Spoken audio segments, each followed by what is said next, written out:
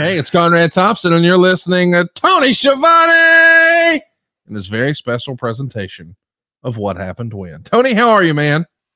I'm great, Conrad. How you doing, buddy? Man, I'm better than I deserve. You look a little sleepy, a little tired, a little stressed. I've had a rough couple of days. Why don't you go take a nap, motherfucker? I did take a nap. I went to a dermatologist the other day, and she put some stuff on my face and got into my eye. Oh. And now I think I got conjunctivitis or something because my right eye is like in real bad shape. So what you're saying is you went on the road and you brought pink eye home to the wife, and now you're trying to say, no. Does that look better? Oh, dude, you're too cool for school. Now, just so you know, I know you normally, as we're pretending to watch wrestling, you normally are watching a pretty healthy diet of hardcore porn, very aggressive porn. Wrong. I'm just saying you have mirrored glasses on now, so we're going to see DVDA and everything else. So just giving everybody a heads up. By the way, speaking of heads up. Yep. How would you love a chance to save some money on insurance? Of course you would. After all, who doesn't love a great deal, right? Right. When it comes to great rates on insurance for all the things in your life, Geico can help. Like with insurance for your car, your truck, your motorcycle, your boat, and your RV. Even help with your homeowners, your condo, or renter's coverage. You can save even more with a special discount when you bundle those coverages. Love to bundle, buddy. Plus, the easy-to-use Geico mobile app. It's available 24-hour roadside assistance and more. All because you chose to switch to Geico, and it became an easy choice. Switch today. See all the ways you could save with great rates and discounts. It's easy. Simply go to geico.com and get a rate quote, or contact your local agent and start seeing how much money you could save. Now, of course, today, Tony, we're going to be watching Clash of the Champions 21. And boy, is this old school or what? I can't believe this is a thing, but this happened, as crazy as it sounds, 30 years ago this week. God almighty. 30, bro. Jesus Christ. Pretty soon, you and I will be doing a podcast, and you'll say, and it happened in AEW 30 years ago today, and I'll be like 90-something, and I'll go, yeah, I don't give a fuck, go to something else. Yeah. And then I'll go, psst, hey, Tony. What? Switch to Geico and save some money. Psst. You need scooter insurance on that little hover round. You need to insure that thing that drives Lois up the wall to get to the man cave. Psst. Oh, that thing that drives her up the wall. Very cool. Yeah. All right, so listen, let's talk about it. Clash of the Champions 21.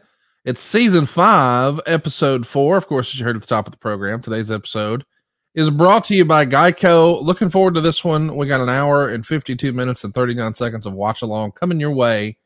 Type in Clash of the Champions, season 5, episode 4. It's Clash of the Champions 21. And I think we have a very special countdown right now, Tony. Let's go. You know it's all about Schiavone! Tony Schiavone, baby! You know it's all about Schiavone! Yeah!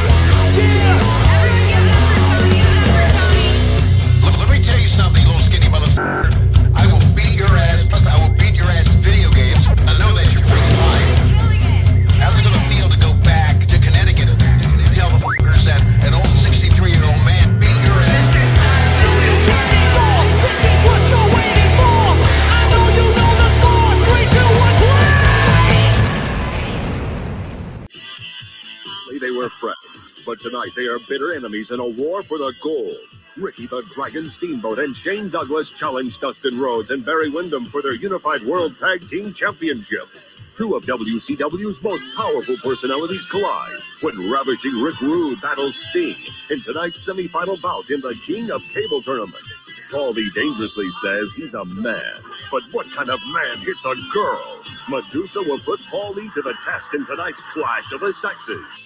And get ready to rumble. It's Johnny B. Bad and Scotty Flamingo in 3 rounds of boxing. All this excitement and much more are next as World Championship Wrestling presents Clash of the Champions. So how about that open? Macon, Georgia. We're going to see stupid ass Jim Ross and stupid ass Jesse Ventura at ringside. No stupid ass Tony Schiavone and no stupid ass mats around the ring. We are knee deep in the Bill Watts era. And boy, this open right here, Jesse can't help himself. Listen to this. Out in here right now, Jim Ross, I can't even hear myself speak, but I'm pumped up, that's right. And if you want to know something, you know, there was a world heavyweight boxing match a couple of days ago that had a weigh-in. That weigh-in was nothing compared to the weigh-in that took place here in World Championship Wrestling. Let's show the fans what happened earlier today. Paulie and Medusa had their weigh-in, and as Jesse the Body Ventura said, there was certainly some fireworks at that situation, Jess. Not only that, Jim Ross, I couldn't believe the weight of the two contestants. So here we go. And Tony, I can't wait to get your take on this. Before we see Medusa hop on the scale, we got oh gosh, Paulie trying to make weight. He's saying he's 188. You're correcting it, saying no, he's much heavier than that. Look at that body. Well, he's not ever going to be called Paulie the Body. There's only one body, and I'm standing by it. I mean, what a good sport Paulie was to be doing all this, no? Oh, yeah, man. Because today he's like 800 pounds, so there's no way he could get on the scales today without breaking it. And Medusa is just going to leap off of this thing after him.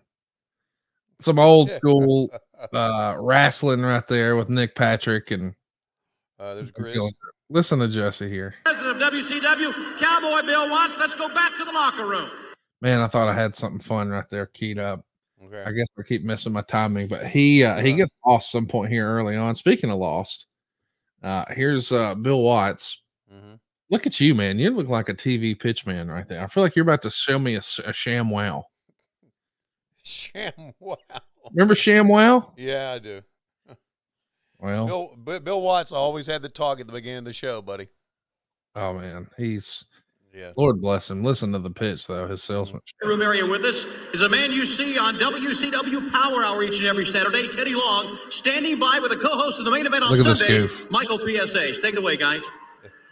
How would you describe Michael Hayes right here?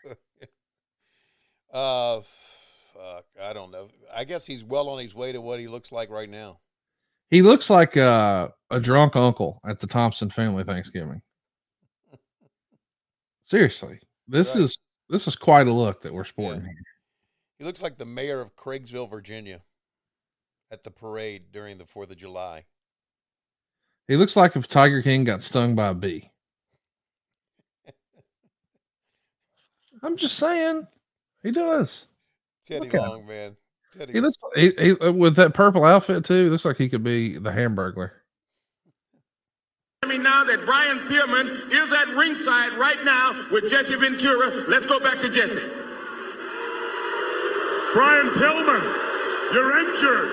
I mean, I recall weeks back that it was the other way around. It was Brad Armstrong who was injured. It was you who was disappointed, who had trained so hard for the matchup and then faced. So this is a subtle Brian Pillman heel turn, which I don't think anybody was clamoring for, boy. Back in like 91, you couldn't tell me nothing. Flying Brian was like one of the biggest baby faces around. Right. Had his action figure, just like, you know, one of my favorite characters as a young wrestling fan. You love that aerial attack, and he was one of the few who had it. And he had the, you know, I was a big college football fan or a pro football fan. So the Bengals tights, that was super cool. And now we're going to try making him a heel here in his confrontation, if you will, with Brad Armstrong.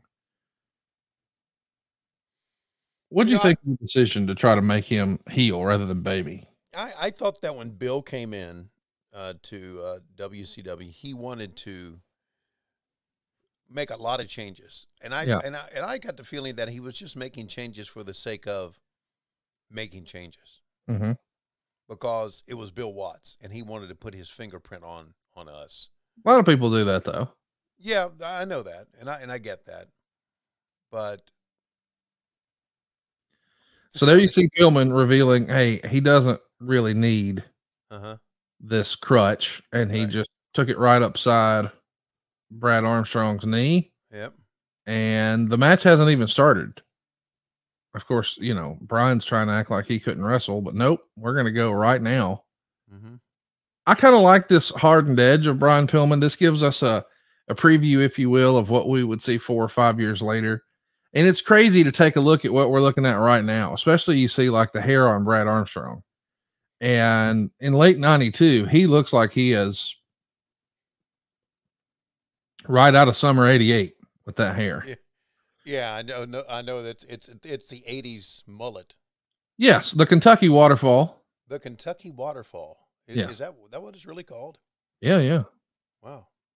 Anyway, I'm saying all that to say, you take a look at like what pop culture looked and felt like in 96, 97, and it feels like 10 years later, and it's 4 or 5 years later. Mm. I mean, look at the hairstyles and Right. just all of that changed so quickly. And that's it. Brian Pillman, after a little cheap shot Jones there, very quickly disposes of Brad Armstrong. So there was a big debate this past week. Was Road Dogg a better sports entertainer than Bret the Hitman Hart? Well, we just found out right there. Brian Pillman maybe was a better sports entertainer than Brad Armstrong. Well, I don't think there was any question on that. I mean, Brad always had to try to find his way, and the best way for Brad was just a basic little white meat, babyface, good guy heel, which really didn't resonate. I mean, that's why they try to change Brad up so many times. White meat, babyface, good guy heel. All right. That's interesting combination of words. I don't think I've ever heard those touched before. Paulie's last words next. I want something to eat. Is his last words, wouldn't it be? Look at the Macon Coliseum, buddy. It looks pretty decent for this to be the 92 here. Yeah. Look at JR rocking that Men's Warehouse look. You're gonna love the way you look. Yeah, Jay. You know, has he ever told you this? He worked at a men's store one time. I believe it. Yeah, he did. Snazzy Dresser Jones right here. Yeah. You look good, man. So we're teeing up everything that's happened so far. Mm-hmm. And this goes back to the pay-per-view, which we've recently discussed, especially in bonus action over there. Halloween Havoc 1992. Mm-hmm. And Paulie is really laying into her now about man versus woman stuff. A promo that you could never do today. Right. But then he gives her like a little puny push on the shoulder. She kicks him upside the head, and here we go. Mm-hmm. And this is years before we started to see some of the silliness with, you know, Disco and Miss Jackie and all that. And Medusa, a legit badass wrestler, like an all-timer. And this is really probably the most substantial piece of business she's done in America up to this point, right? Yeah. Look at me try to get my fat ass off the thing. God. Yeah, you were just like, let me go sit on the corner here. Yeah. So we see some before the doors are open here. That's her with Bischoff, isn't it? Well, I don't think it's Bischoff, is it? Listen to this promo. For you for last year. You've demeaned me. Now I'm going to embarrass you. When I get through with you, everyone's going to call you Paulina, and I promise you. And I promise you, and it goes nowhere, which is funny. Well, this is a great skit here. This is from Saturday night, just a few days before. And that's not Little Red Riding Hood. That's actually Michael Hayes holding the stick there, surrounded by members of the Dangerous Alliance and an enhancement personality who Paulie clocks. The guy doesn't even register it. Yeah. Stunning Steve comes in, nails him, and now they're all going to cheer him on. Take a listen. Boom! Yes! One of the funniest things I've ever seen is Arn Anderson, Bobby Heenan, and Steve Austin counting 3 at the exact same time. Really, really good stuff. By the way, Medusa with the hair up here. Yeah. She looks like a Sharon Stone stunt double right there. Yeah, she was hot, buddy. Oh, by the way, that had to be Bischoff with her. I thought so when I first saw it, but I don't think we got to see his face. But yeah, we didn't get to see his face, but I'm almost certain it was Bischoff. if we could sneak you into any scene from wrestling and people wonder, was that Tony Schiavone? What would it be? God, boy, you hit me with these crazy questions like out of the blue. Maybe Rebel's crutch. Maybe so. Maybe Britt Baker's wheelchair. Yeah. Yeah, that would be good. Was that Tony Schiavone she was sitting on? No. Why would you say something like that? She going to clock him again here? No. Well, see, he thinks he's got all the guys behind him, and they're all going to back him up. Oh, okay. And she's just going to, I think she gives chase. I might be wrong. Look at her trying to show some acting chops here. I know. She was trying to do that in that first one where she clocked him. She was doing the same thing.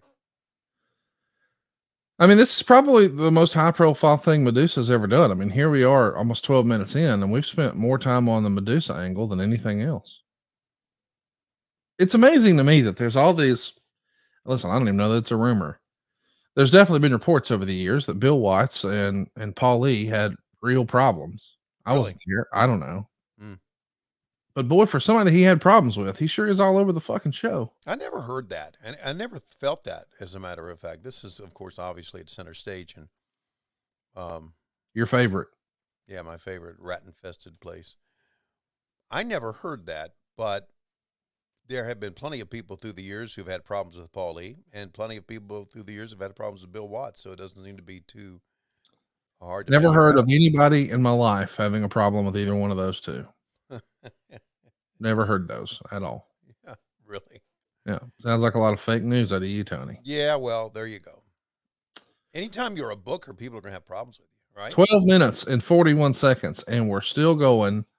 We got drunk Uncle Thompson here talking to the Hamburglar. So tell me, Paulie, how many sandwiches did you have today? No. Hey, so we should at least mention, I don't know where else we're going to. This was like just as good of a time as any. All right. You guys got a big pay-per-view coming up here. Yeah, coming up this weekend, we have a Full Gear coming up back in the Prudential Center. Prudential Center in Newark, New Jersey. As we're recording, we've got Luchasaurus versus Jungle Boy Jack. Yep. We've got Jeff Jarrett and Jay Lethal taking on Sting and Darby Allin. We got Britt Baker versus Saraya. Yeah. We got Jade Cargill versus Nyla Rose. Yeah. We got Chris Jericho versus Bryan Danielson versus Claudio Castagnoli versus Sammy Guevara for the Ring of Honor World title. Yeah. We got Tony Storm versus Jamie Hayter. We got the AEW World Championship Eliminator Tournament Final. I don't know who's in that just yet. The Acclaimed will be taking on Swerve in Our Glory. And then MJF is cashing in his casino ladder match poker chip for a world title shot against Jon Moxley. It all happens this weekend. It's this Saturday night in Newark, New Jersey. How about that? Tickets are on sale now, AEWTIX.com. Of course, make plans to watch on pay-per-view like I will be and so many others. I think it's on Fight around the rest of the world, but I'm sure they've got all the information of how you can watch domestically at AEW.com. Also, we are going to be in many countries now, starting with this pay-per-view on YouTube. YouTube pay-per-view in many countries. Well, how about that? YouTube has, man, they've grown to a point where I don't even think people can really wrap their head around it. Like, you take a look at way back when, I just read something recently where Google was thinking maybe they could get it for 50 million. They went and met with the YouTube folks, kind of got the vibe they wanted. 500 million. It was dismissed when they said, well, what about maybe closer to 200? They didn't even take a follow-up meeting. Wound up selling it for over $1 billion, and now it's worth tens of billions of dollars. I mean, it's just crazy how fast they've grown and what all it became. And thankfully they didn't turn out like MySpace or Eric Watts. Just go extinct and disappear forever. Yeah. Here's where we are, by the way. AEW's partnered with YouTube, and now you can watch AEW Full Gear live in Canada, Japan, South Korea, Mexico, Brazil, United Kingdom, and Germany on YouTube live. Mexico is really big in the YouTube. Just learned that. Really? Big deal down yonder. Well, there you go. Good for us. Well, Eric Watts got the big push because of his dad. We all know that. And I felt bad about Eric because he got this big push, and he had a lot of heat backstage, and obviously he had a lot of heat with the fans. But in real life, Eric Watts was a good kid. Right. A great kid. And when you're going to get a big push, you take it, right? Oh, of course. You don't go to daddy and say, Daddy, I don't think it's right that I get a big push. No, you don't say that. You don't say that. No. So I always kind of felt for Eric in all this, in this scenario. Well, he's in there with a couple of guys who can help make him look great too. Somebody who didn't feel smart. For him, Arn Anderson. Mm-hmm. Meltzer had this to say. No word on Anderson or Eaton's future. Both men's contracts expire in early January. Anderson is working singles a lot of the house shows at this point, moving forward with Watts. The promotion definitely wants to keep Anderson in some capacity, which may include a booking committee position, but it's doubtful they'll renew his $260,000 salary. Eaton's future is less secure. So there's that. I'm not so sure there was even a booking committee back then. For some reason, I thought that was just Dusty back then. Huh. Well, certainly Ole is a part of it. No doubt about that. Okay. And listen, you might not remember that, but I know you'll always remember to bundle and save with Geico. I know that. I've always remembered that, Conrad. I've never forgotten. I don't know. How could you? It's like a good Eric Watts match. When you see one, you'll remember.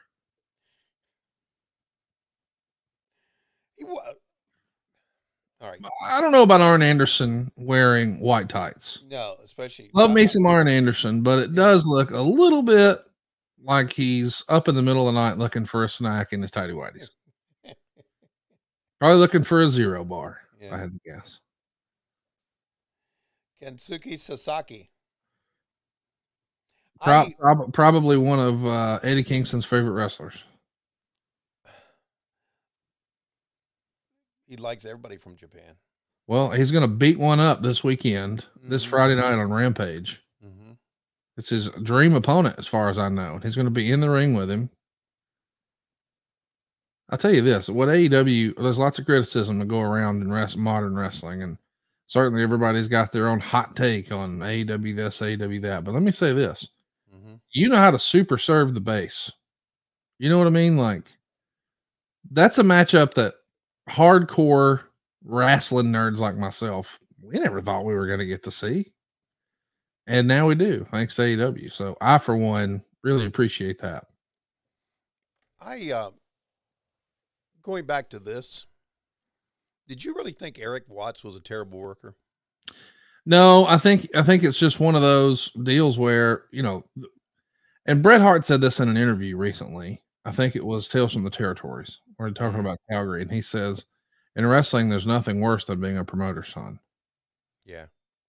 And boy, is there a better example of that than Eric Watts? Like, that's the best if example. Eric Watts was judged off his own merit, I mean, he'd have a podcast with Conan right now, you know? He wasn't that bad. I knew I'd set you up on that one. Yeah. Hey, Tony, where are you at on purple ketchup? I'm against it. Have you tried it? No. I think next thing you know, they're going to come out with like green mustard. I think they have that. They do? Yeah. Okay. Well, then green ketchup and purple mustard. And how about blue onions? And slap a big old. What's wrong with purple onions? You good with purple onions? How about a big old slice of red cheese on top of it? Oh, really? You just naming all the colors you know? Yeah. Let's see what else you can do. See what else on top of a chartreuse hamburger. I don't even know what chartreuse is. I'm gonna neither do I. I just thought of it. Is that tan? that like tan? I don't know what chartreuse is. Chartreuse. Let me look it up here. You just heard somebody say it once. I heard somebody say it one time. I don't even know how to spell the fucker. Well, the reason this came up is I saw a video going around on the internets. You know how the internets does videos. Yeah, chartreuse, also known as yellow-green. It's a color between yellow and green. It was named because of its resemblance to the green color of a French liqueur called green chartreuse, introduced in 1764. Back when Lois was a wee lad. Yeah, absolutely. So, I saw the Harris Alterman on IG, and he's asking people on the street, what's the best restaurant in NYC? And I thought, shit, yeah, I want to know. I mean, right. Are they going to suggest that you just pop over the bridge and go to Peter Luger's? I mean, a lot of good restaurants in New York. And here, some of the suggestions just kind of shocked me. Really? Yeah. In New York City? I don't eat at a lot of restaurants. I like to stay home, get some purple ketchup, shoot it into my asshole. Honestly, man, eating out is so pricey. I usually just hit the supermarket. They have a purple ketchup there that I like to just squeeze up my asshole. It's this little hole in the wall on the Lower East Side. It's called I Stayed Home and Shot Purple Ketchup into my own asshole. I shoot it up in my asshole when I get home hard. With as much force I can. It's going 40, 50 miles per hour minimum. I'm really sick. I get really sick from it. We don't really eat out. Babe, what did we do the other night? We shot purple ketchup into each other's assholes. So good. I usually lose my appetite for other stuff because of how sick I get from the purple ketchup and how it's in my. What's the best? So there you go, purple ketchup in your in your asshole, aka an Eric Watts wrestling match. Purple ketchup. I have a question. You know, we have a tendency to drop F-bombs here on the show. Oh, do we? I don't fucking remember that. Yeah. And why would the F-bomb be bleeped on the intro by Stephen Chesney? Are you asking me that? Did you think No, I was asking our dumbass producers. Wherever they are. I think it's because it's harder to get monetized on YouTube with foul language. Okay. So they probably try to clip out what they can where they can. Wow. So we probably ain't making a dime on YouTube. Well, we probably make a little fucking more if we quit fucking talking so much shit on this fucking show, you know? I don't think they fucking like the foul fucking language. Yeah, well, you know what they can fucking do. Fuck them. That's what they can do. Yeah.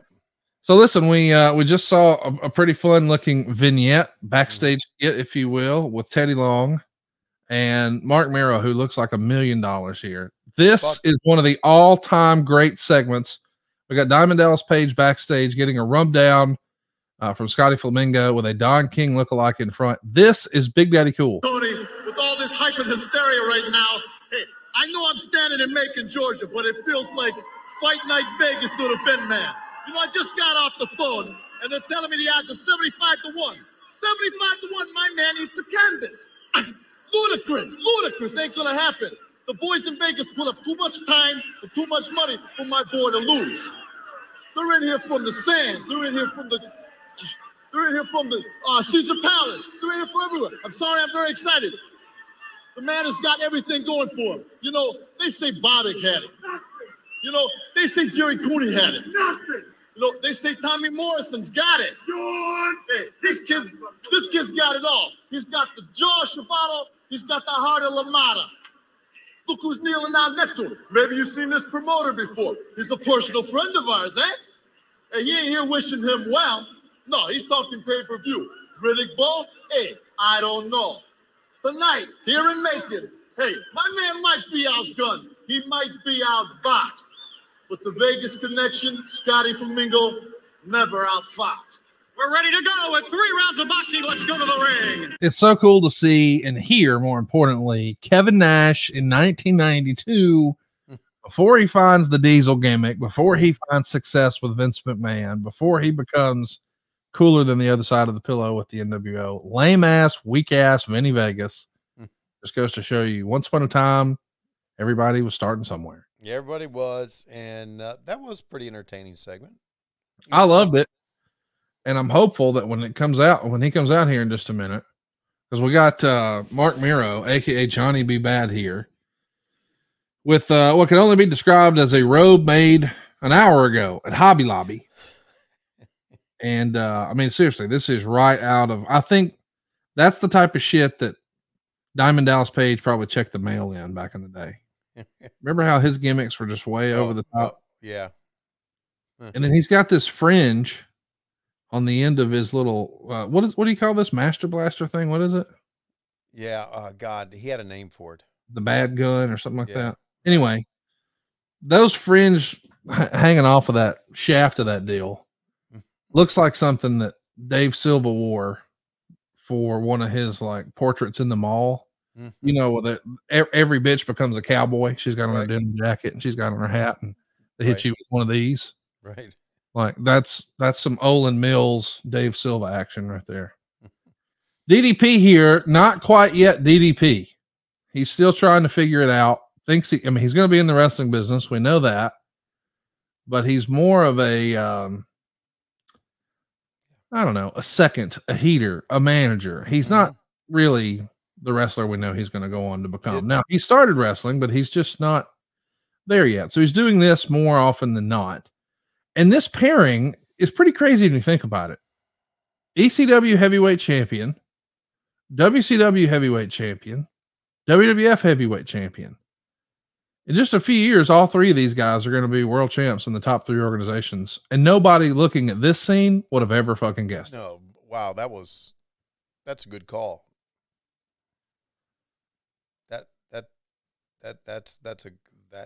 You're distracted big time. Yeah, it's round one with the high-waisted swimsuit here for round one.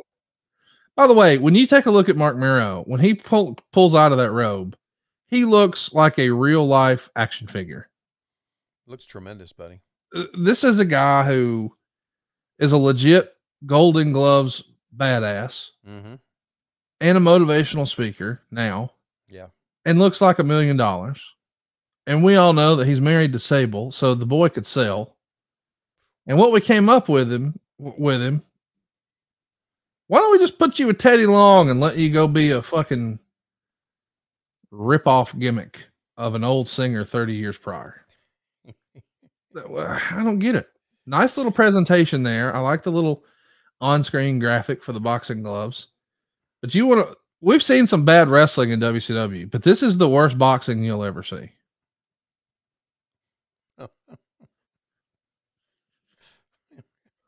They're going to make Rocky look like, Citizen Kane here.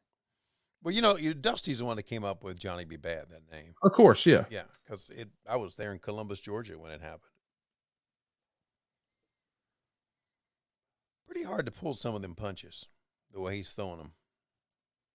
I mean, in real life, you would think it's going to be him and Vader. Right? Yeah, right. But no, that's not what we're going to do. We're going to have him press around and shoot confetti.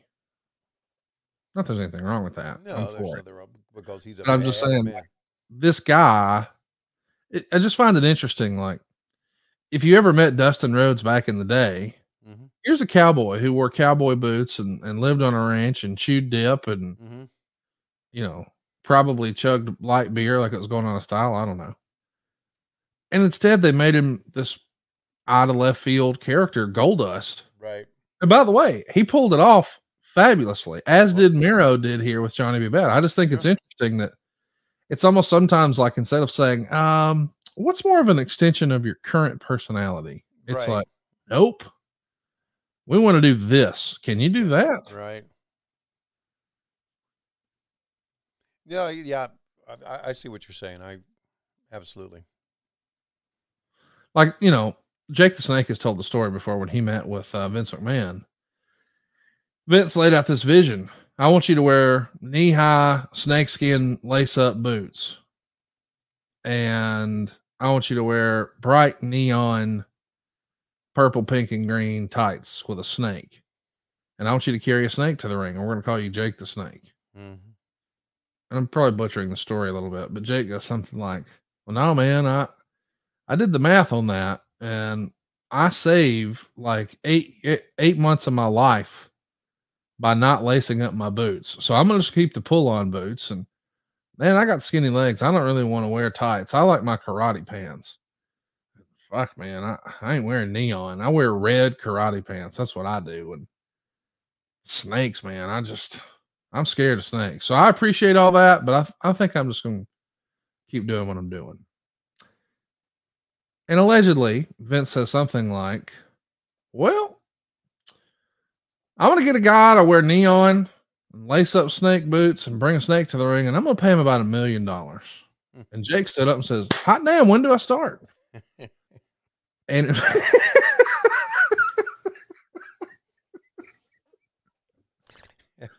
done deal. Yeah, that would sell it to me. You know, I think that take a look at Raven's right glove. Scotty Flamingo's right glove. Of course, he's out on his feet. Mm-hmm. They're wondering how he can even answer the bell. He's taken a stone cold beating. Yeah. In the corner, Diamond Dallas Page has stuck that entire right glove in a bucket of water.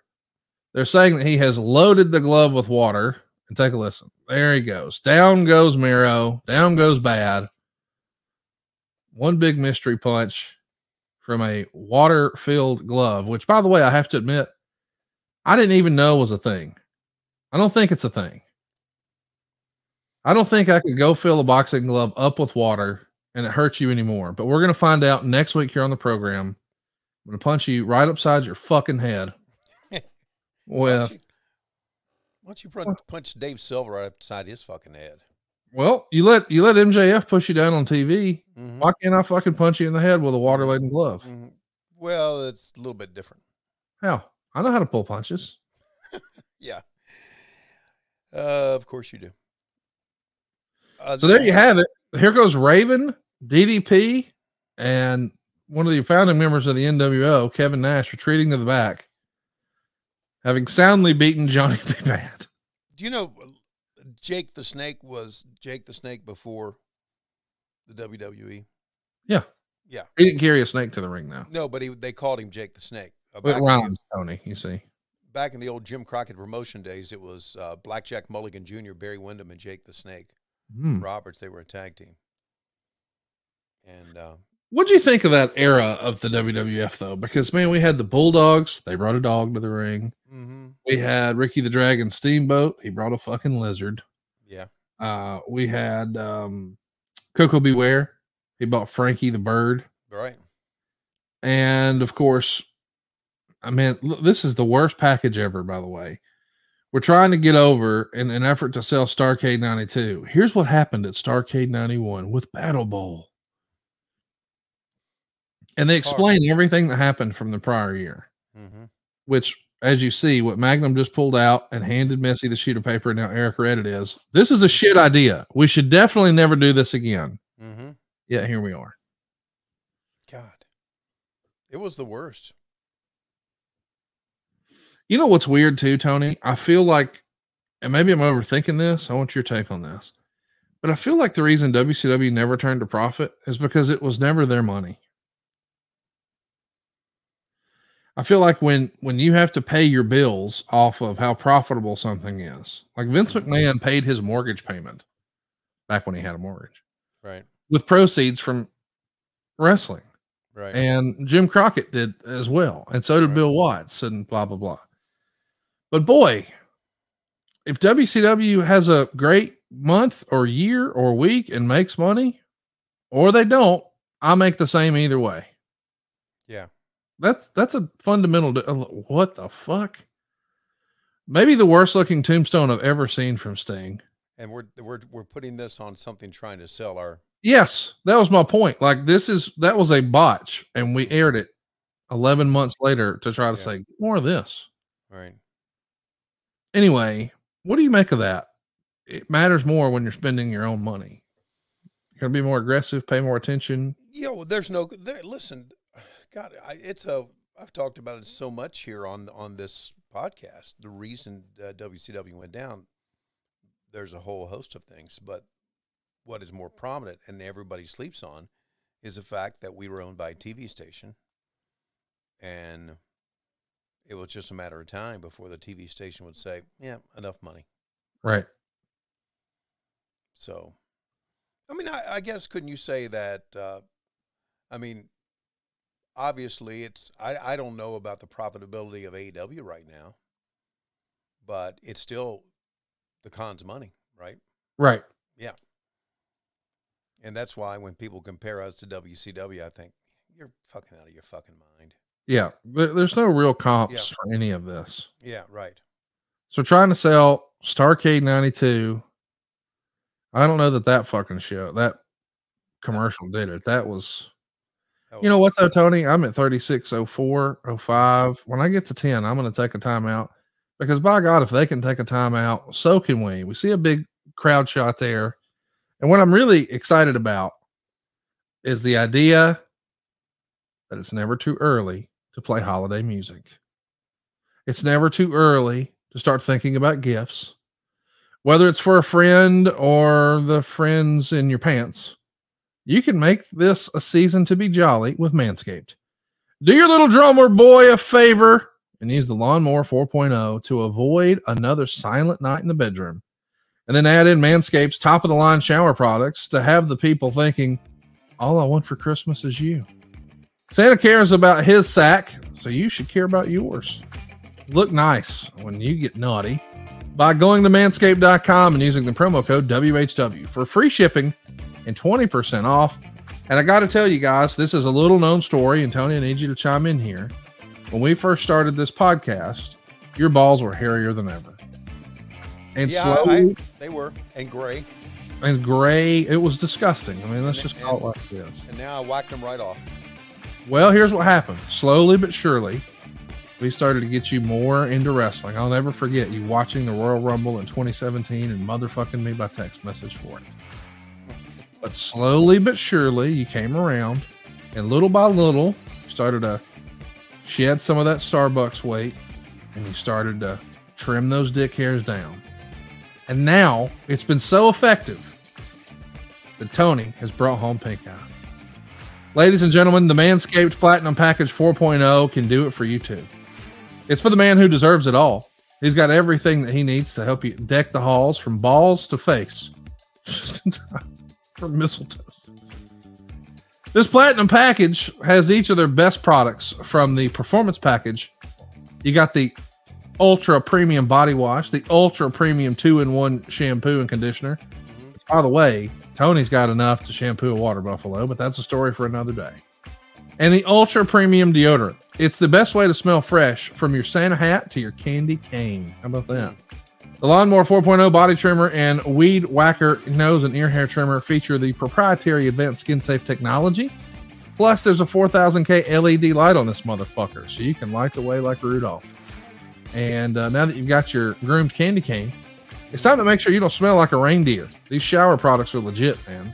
Manscaped shower gear is sulfate-free, vegan, and made to have your skin feeling hydrated and smelling fresh. Speaking of smelling fresh, the Crop Preserver Ball Deodorant got Tony Schiavone back on TBS and TNT. Those are facts. Look them up. They're in Google. I bet they're on Wikipedia right now.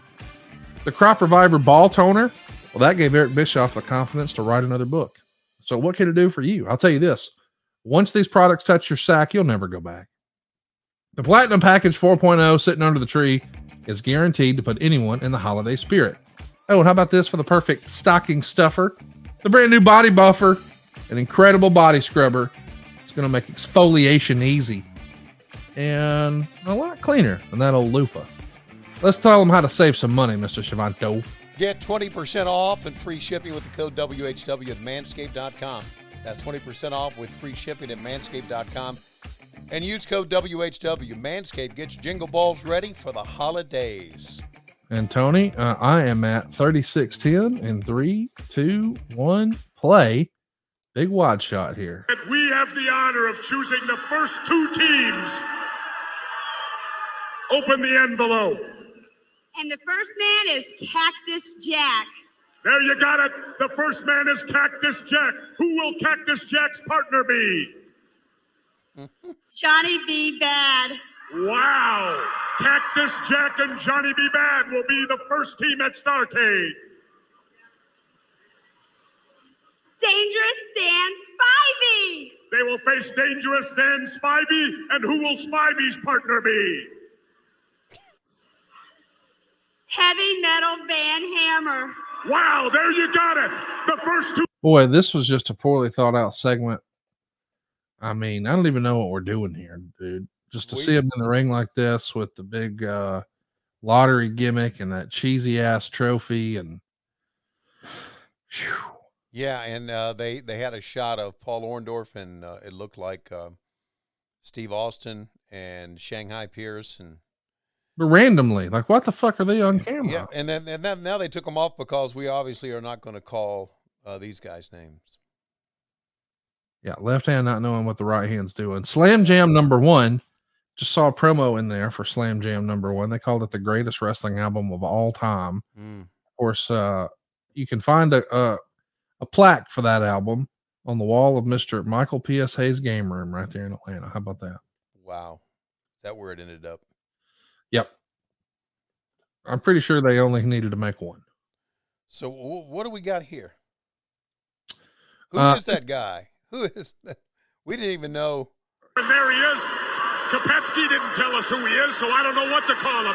Cactus Jack, the Barbarian, and Atlas having to huddle up out here. So yeah, this is the debut of Too Cold Scorpio, but we legit don't know what to call him, don't know his name, and he just did a top rope. Is that a pescata or a tope, or where is it? That's a tope, I think.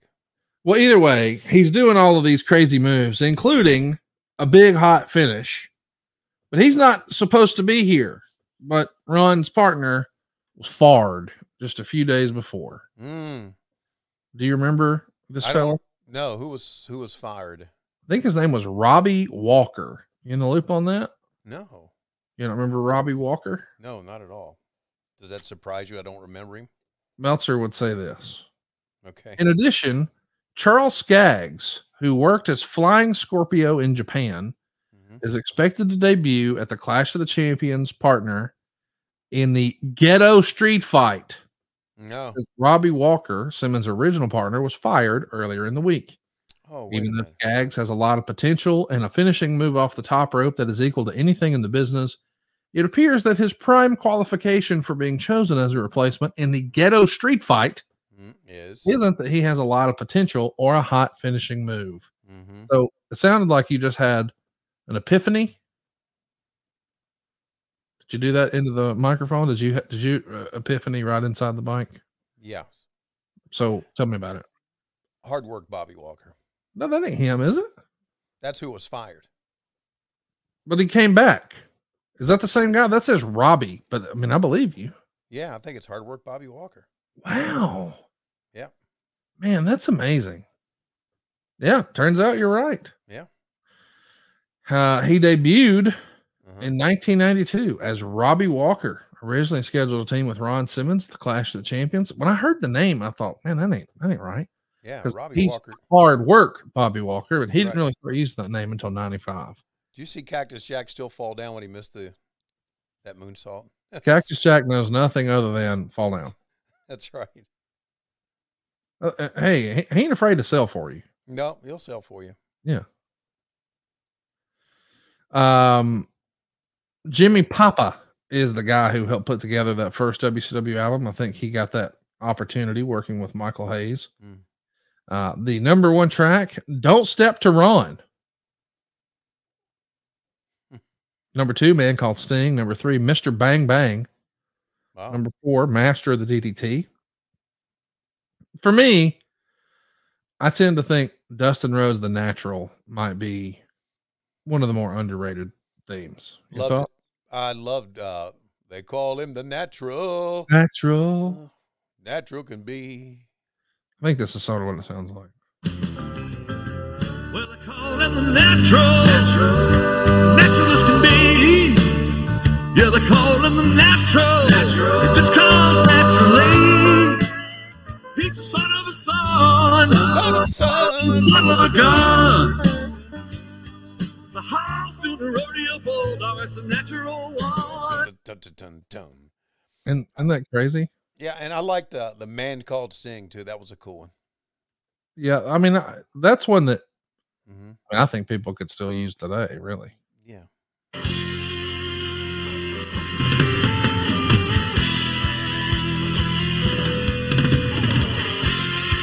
Oh, that was the music video. That's not what we wanted. Okay. We wanted the actual theme. There you go.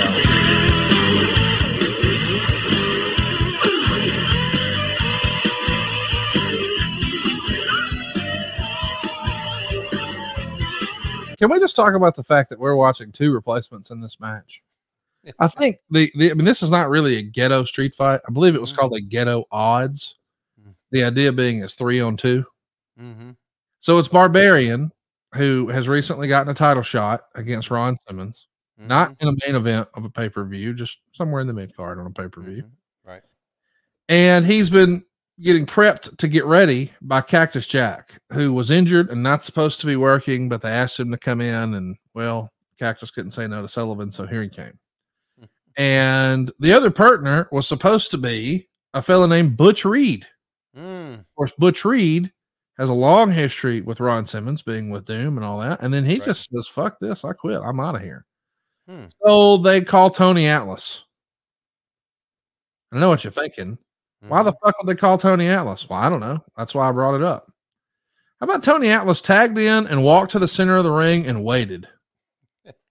He didn't even feign movement or action. He just, I'm going to tag in and stand in the middle and just lean forward with my chin out like Chris Rock at an award show and wait.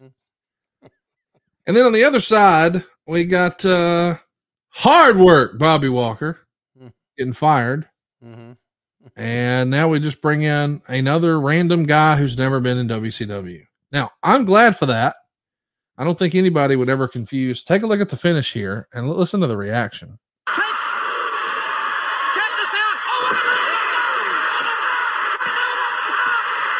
We can say what we want, but look at the crowd. Yep. The crowd went bananas. Nobody's ever seen a move like that before. Ever. The Shooting Star Press debuted here for WCW, I believe, the same night that Mr. Too Cold Scorpio does. And he's going to do a post-match interview. And boy, these guys are trying hard, but they don't. Just put them in the ring. Don't get them near a microphone. But look at that. Picture perfect. Took real good care of Mr. Atlas. Yeah. Yeah, that brought the fans out of their seat. No question about that, man. Even the little kids. Ghetto odds. Okay. Boy, that doesn't age. Here we go. This move, but I gotta ask you something. Jim Ross and I have no. Who is this guy, champion? His actions speak for itself. Hello, Macon. I told Cactus Jack. I told the Barbarian. I told Tony Anderson. It makes no difference to Ron Simmons. What the odds are? The odds have been against Ron Simmons all his life, and I fought my way back to the top, just like I did tonight. This man here is one of the up-and-coming stars in professional wrestling. This man has what it takes to go all the way to the top. This is what I was speaking of, my secret weapon. This is Too Cold Scorpio. Tell him, brother. Too Cold Scorpio. That's right, Too Cold Scorpio. First of all, I'd like to say thanks for my man Ron Simmons for bringing me out as your tag team partner. It's just great pleasure to be down here with the heavyweight champion of the world, Ron Simmons. And saying me, I tell you what, this goes for all the wrestlers in the WCW. If you guys want to fight, if you guys want to wrestle, wear anywhere, any place. Because I tell you what, I am here, and I'm here to stay. And I'm going to try to win like we did tonight. Very good. There you see the champ and his new partner, and we'll be back right after these messages. Scorpio right there, just 27 years old. Pretty nice little debut for him, man, getting the win. It was tremendous, and I liked how Jesse wasn't letting go of that microphone, buddy. No. Scorpio grabbed it, and Jesse said, "This is my microphone." Yeah. As we know, wrestlers like to take the microphones away from guys in the ring.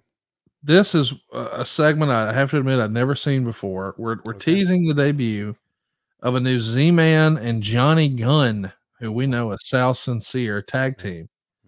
And so these guys are going to do like an old Hot Boy video where they show up at a clothing store and are mobbed by sexy sales ladies who have the big 80s hair. They're going to start holding up ties and jackets and shirts and pants next to them. And this old man, I guess the shopkeep, he keeps swiping the credit cards. But the girls are just enamored getting the measurements and all this horse shit.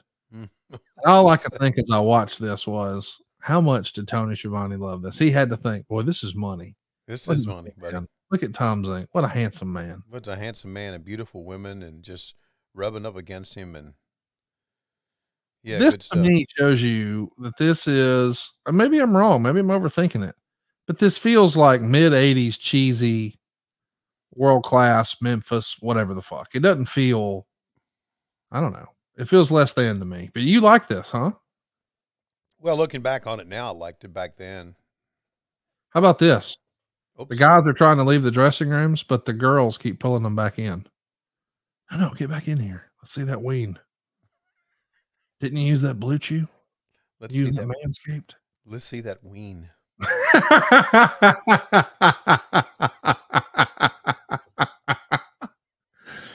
Oh man, I wonder if he unzipped and showed her his Geico.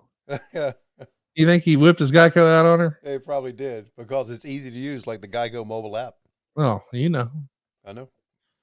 Man, what do you think Rick Rude's talking about right here? Geico mobile app. Ween. Let me tell you something about Ween, Schiavone. Did you hear about his story about Wayne with him? No. Well, there's a long-standing rumor about hashtag Rick Rude's dong. You really don't know about this? No, I don't. Well, back before Viagra and Cialis were a thing, when a fella like you needed a raging hard-on for a long, long time, they couldn't just go to Blue Chew. Instead, they used to get a shot. I think it's pronounced Caverject. Get a shot. And they would give their penis a shot. Oh, you know what? I think you've told this story before. Maybe not here, but maybe in a social setting. But go ahead. Well, anyway, as the rumor goes, Okay. This is what I do in social settings. I talk about Rick Rude's dong. Okay.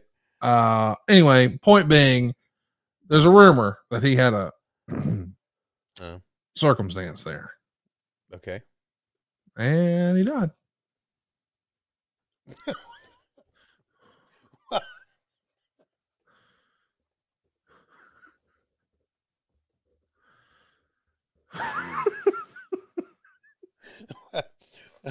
Run that one by me again.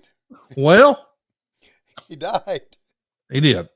I know he died. Well, I'm just telling you, if you just throw this in your Google machine, Okay. do you know who Hannibal is? Hannibal Lecter? No, there's a wrestler and a YouTuber named Hannibal. Okay. He used to create all kinds of videos shitting on me and Rick and Bruce and anybody else. But anytime I run a Starrcast, I magically, hey man, what if? I don't think those get returned. Anyway, he's got a series of clips up about with quotes from the Berserker, Ken Patera, Honky Tonk Man. Everybody's talking about Rick Rude's dong. Huh. Apparently, he maybe had a poor injection.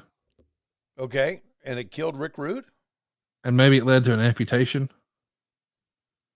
What? And I mean, there's theories out. I don't think any of that happened.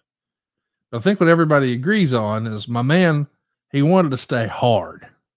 Like real hard, Tony. Yeah, okay. What do you think? Speaking of hard-ons, what do you think Paul Heyman's saying here?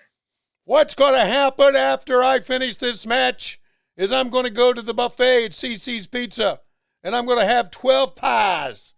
I'm sorry, that sounded southern. I'm going to have 12 pies, and those pies are going to be topped with anything I want, with the exception of vegetables. I don't like vegetables, Paul. I know you don't. I don't either. However, I'm going to have meat lovers. He's going to have a meat lovers, 12 pies at CC's afterwards. Let's go back to the ring. My goodness. So we're going to commercial here. I think we should do one on our end, Tony. I'm at 51:15. When I get to 20, I'm going to pause it. Mm-hmm. And there we are at 51:20. Another big old crowd shot. Of course, we're talking about Rick Rude's dong. You know, we got to be talking about how there's an easier way. Don't go getting an infection in your wiener. Don't go playing doctor at home. The nights are getting longer, but the breeze isn't the only thing that's getting stiff. This episode is sponsored by Blue Chew. Guys, we all know confidence can take you far in life. Might even be able to bullshit your way back onto TV in 2020. Who knows? That's especially true in the bedroom. when it's time to step up to the plate, that's where Blue Chew comes in. Blue Chew is a unique online service that delivers the same active ingredients as Viagra and Cialis, but in chewable form and at a fraction of the cost. Take them anytime, day or night, so you can plan ahead or be ready whenever an opportunity arises. Now, the process is simple. You'll sign up at bluechew.com. You'll consult with one of their licensed medical providers. And once you're approved, you'll receive your prescription within days. And here's the best part. It's all done online, and you get to keep your wiener. So no visits to the doctor's office, no awkward conversations, no waiting in line at the pharmacy, and no holes in your dick. Blue Chew's tablets are made in the USA. They're prepared and shipped directly to your door, all in a discreet package. And Tony, I think we've got a pro tip for them. Sometimes we watch wrestling and we say, don't try this at home. Well, don't Rick Rude. But man, it's time to chew it and do it. Have a little better sex. If you could benefit from extra confidence when it's time to perform, we got a special deal, don't we, Tone? Yeah, we do. Here's a special deal for our listeners. Try Blue Chew free. No holes in your dick, y'all. Just free. Try Blue Chew for free. We use our promo code WHW at checkout. Just pay $5 shipping. That's bluechew.com, promo code WHW to receive your first month free. We thank Blue Chew for sponsoring the podcasts from the Blue Chew Studios. And how about that? Well, let's get back to it, Tony. I am at 51-20 in 3, 2, 1, play. Ladies and gentlemen, the following contest is the Clash of the Sexes. It is set for 5 minutes in length. 5 minutes in length. I think you can get longer than that with Blue Chew. What would your strategy be here if you're Paul Lee? Would you try to come out and hit Medusa right in her Geico?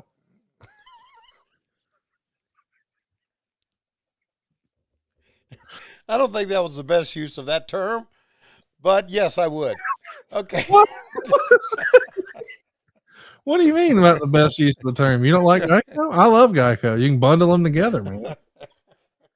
Just fucking get them all in there. Oh God, I'm glad I'm not editing this show anymore. I'm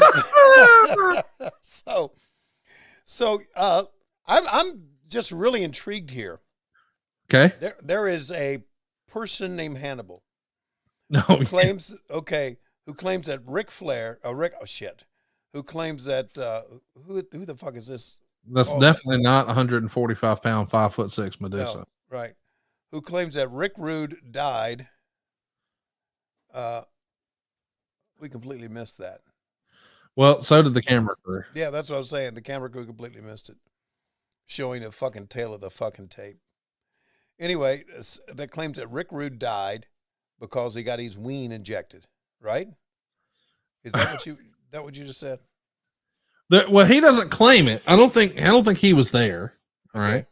All right. But this has existed for a long time where guys would tell stories. Okay, he tells a story. Okay. Like I heard a wrestler say once that when Rick Rude couldn't find a prophylactic, he went down to the kitchen, which was closed, of course, inside the hotel, and basically broke into the kitchen, found saran wrap, and said, "This'll do."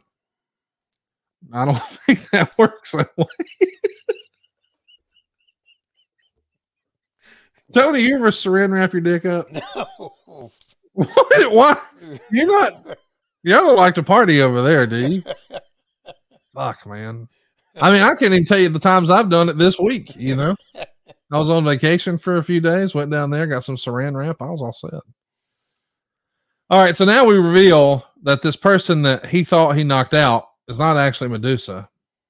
That's what I say. The screw up started before they even locked up. They were supposed to air graphics on both the TV audience wouldn't see Mike Thor come down to the ring as the imposter, and the graphics were supposed to be taken down just in time to get the phone shot. As it turned out, everyone saw Thor come to the ring, and at 6'2", 240, it was obvious that wasn't Medusa. But to even things out, the graphic was on screen and missed the phone shot. Mm-hmm. So we missed it all, and they got -1 star. Couldn't pick him up and slam him today, could you? Nope.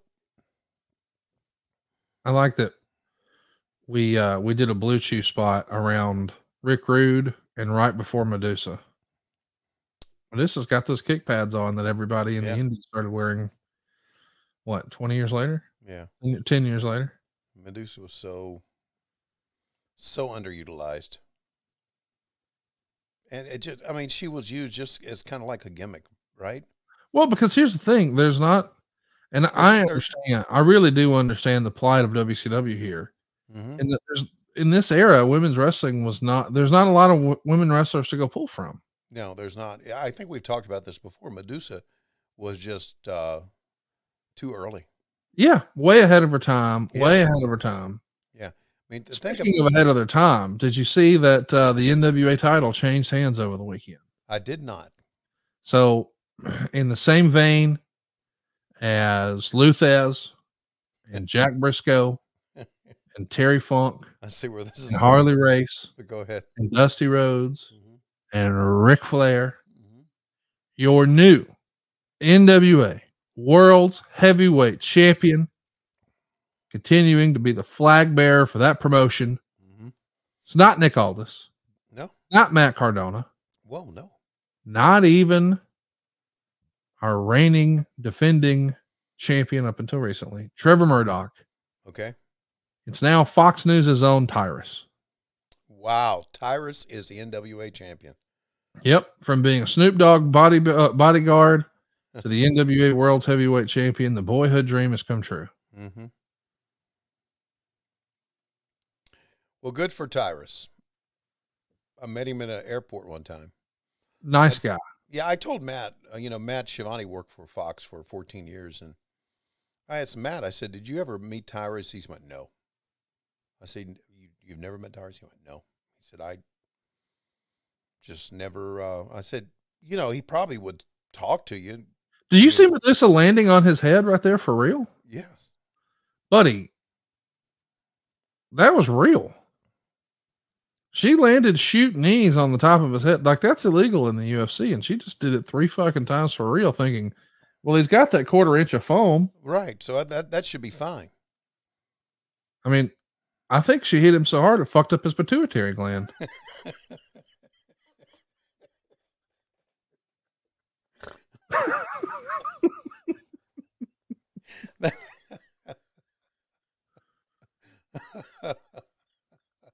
I don't know what's funnier, getting your pituitary gland fucked up, holding your dick, or your ween. Hey man, this is what we do. That's what happened to him. That's what we do. We entertain people. Now I know for sure Michael Hayes would not backpedal for Medusa. He really? No. Hey, why don't you come over here and give me some sugar? Hi.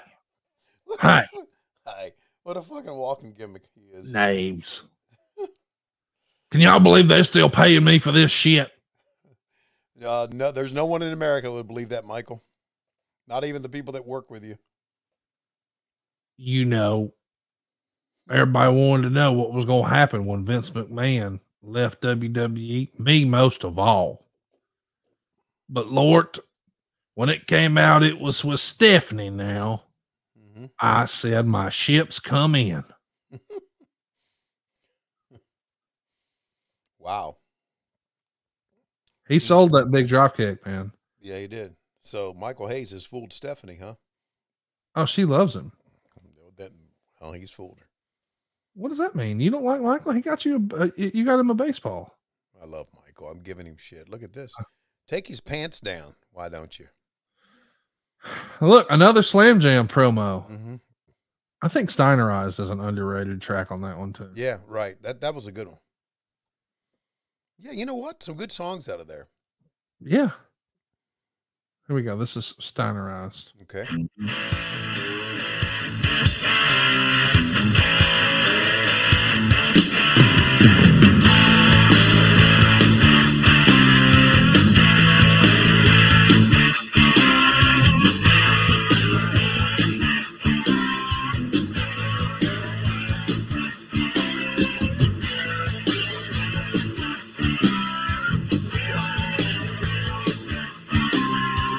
I do like the version that has the lyrics better. Yeah, I was thinking the same thing. Bring in the lyrics.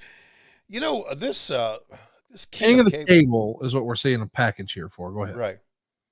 We've seen a lot of packages, haven't we? Man, there's so many packages on here, so little time. Yeah, it's like, God. You know, what's funny is when I compare it to what we do today. Yeah. Our packages are between 45 seconds and a minute today. Yeah. Not back then. No, not back then. They were forever. Do you think that's the instant gratification, TikTok, Vine, Twitter? Yeah. Like that's just, that's what it is now. Yeah. Yeah, and it's also the fact that we have so much talent in so little time. You know what? That's what I'm going to tell Megan the next time I finish quick. Baby, I've got so much talent in such little time. I'm trying to just get in as much shit as I got to do. When I finish with this here with you, I got to go record 19 other podcasts. I got to go do 187 more mortgages. I got to do 15 pieces of bonus content. There's only so much of me that I can allot myself. Yeah. Well, it used to be more back in the day. Well, things have changed. We're in the instant gratification. Back in the day, we could slow down, sell a hole, tell a story, work a body part. Right. Now, man, I'm just hitting the high spots. I'm the TikTok version of Conrad. Yes. That's what you are. Hey, so when's as we take a look at that beautiful trophy? Oh, fuck off. That was a terrible trophy. God, you couldn't say I heard you say that trophy's in your fucking basement right now, working as a hat rack. Well, you wouldn't want that. You wouldn't want that trophy. Come on. You're a fucking belt nerd. Hey, I got the King of Cable trophy here. That'd be the worst trade bait ever. There's not one kid somewhere who's like, one day I'm going to get the, you know what?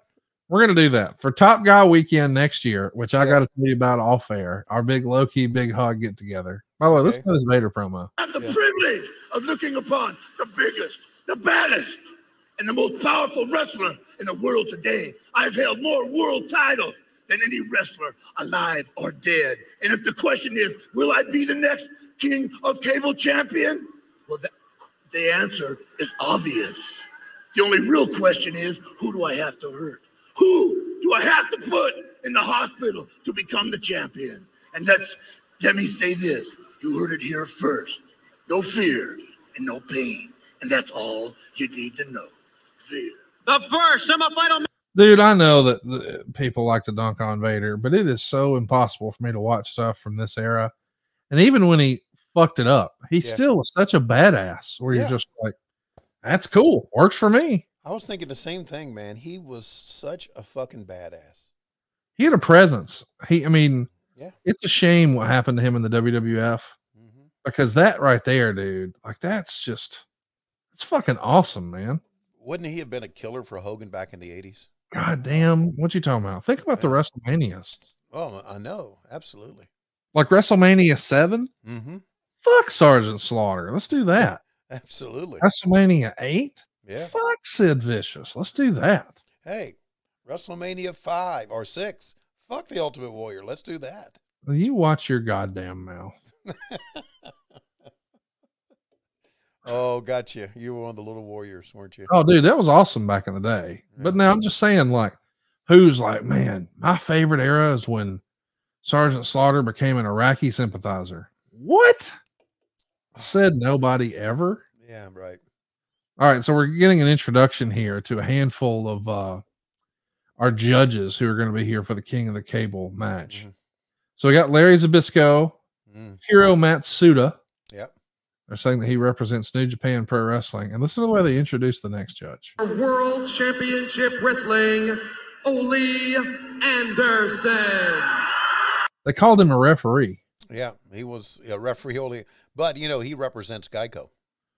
Well, everybody knows about that. Hey, let me tell you right now, we're seeing some cool entrances, but I think when we get to 104.20, I'm going to hit a break because we got to just bask in the greatness that is Ravishing Rick Rude. So I'm at 104.20, hitting a pause here, and I want to brag about Lucy. And this is an ad break for Lucy Breakers. Check this out. If you're one of the millions of adults who use nicotine, you know that not all those products are created the same. And there's one new product that, in our opinion, stands above the rest. Lucy Breakers are the only nicotine pouch that gives you a blast of flavor from the first moment to the last. Each pouch contains a capsule that you break open to release a rush of flavor that doesn't fade away like those other pouches. You know, the ones that rhyme with thin. They come in so many flavors: mint, berry, citrus, mango, even espresso. And you don't have to go to the gas station or corner store to get them. Just order online and they'll be shipped straight to your door. Every order gets free shipping. Plus, if you subscribe, you'll save 15% and never run out. And I got to tell you, I've never been a smoker, but I've got somebody who's near and dear to me who has been trying to change the way they use nicotine. I got these Lucy Breakers and said, hey man, it's a pretty legit company. You should check this out. He loved it. He's in, and you will be too. And if you're ready to try something a little different for your nicotine use, let me recommend a little special offer here, Tony. Whether you use nicotine while working, creating, or playing, Lucy Breakers are the intelligent choice, and we've got a special deal. Get $10 off your first order when you use our promo code WHW at checkout. Shipping is always free. That's lucy.co.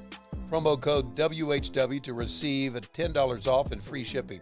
Visit lucy.co for more details, and we thank Lucy for sponsoring the podcast. Here comes the fine print, Conrad. Lucy products are only for adults of legal age, and every order is age verified. This product contains nicotine. Nicotine is an addictive chemical. One more time, that's lucy.co. Use that promo code WHW to receive $10 off and free shipping. And Tony, I'm at 104.20. See Ravishing Rick Rude strutting ass there to the ring with the Reggie Parks made United States Championship. One of the most beautiful Reggie belts of all time. Here we go in 3, 2, 1, play. That's right, Jeff Jones. That Reggie Parks belt Conrad will sell to you, and he will throw in the King of Cable trophy. Boy, is Jeff Jones the most belt obsessed person you know, and you know me. Yeah. He loves it. Oh my God. Here's a promo. Cut the music. I got a hole in my ween. What I'd like to have right now is for all you fat, out of shape, sting-loving sleazebags, keep your mouth shut, stand up and bow to the next king of cable. Hit the music. So we've lost Tony Schiavone. I couldn't. Did he say Sleaze bags? But he called him ding whopping. Did he say ding whopping sleaze bags? What did he call them? I heard sleaze bags, but it sounded like he said ding whopping sleaze bags. Ding whopping. That's Okay. what it sounded like to me. Well, listen, ding whopping is a shirt available now. Probably sell as many as our Waka Boom shirt. As his catchphrase. Oh God. Oh Lord. I think that all this laughing's been good for my pink eye. It's all the tears are just wiping the shit out of my eye. Do you have more fun getting pink eye or getting rid of it? Oh God, it was terrible. I'm telling you. Friday was I had to go to the airport Friday night, and I literally drove my brand new Range Rover. Hashtag humble brag. Yeah, brand new. Thank you. Brand new with one hand over my eye. Wow. One eye, because it was hurting so bad. Man, but I made it. And then once you got there, of course, you famously had Britt Baker fart in your eye. And now you have pink eye. I mean, we were going to have to tell the truth eventually. Like, you can't be posting all these pictures of social and then come home with pink eye. Nobody ask any goddamn questions. I know how you get pink eye. You get a bitch to fart in your eye. That's how you get pink eye in Alabama. Might be different in Georgia. I don't know.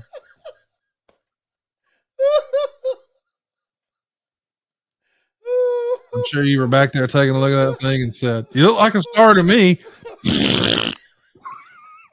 Eat up a pink eye. Tony Schiavone is down, and so are your insurance rates when you go to geico.com. Bundle them up, y'all, like Tony does, STDs and pink eye. Why get one when you can get two? It's like homeowners coverage. Maybe something for your motorcycle, your RV, geico.com. I'm done. The rest of the show is yours. Roadside assistance will be needed for Tony Schiavone today. Fuck me running. Oh, God. No, Britt Baker was not there. Oh, Lord. I think we knew that. You're a terrible person. I don't. Nobody really thought that happened. I know they didn't, but you're a terrible person for even having that thought in your head. What type of sick ass person has those thoughts? Well, here's how it happened. Okay, I said to myself, "Self, how does one get pink eye?" And I said to myself, "Self, don't go there. Don't start." They share towels, Okay. dirty towels. Okay. But you've been gone, so you were using hotel showers. So that ain't. I had that before. Anyway, that's how it happened. So anyway, we are watching a really good Sting. Yeah, right. And of course, I've broken down here. It happens. Yeah, but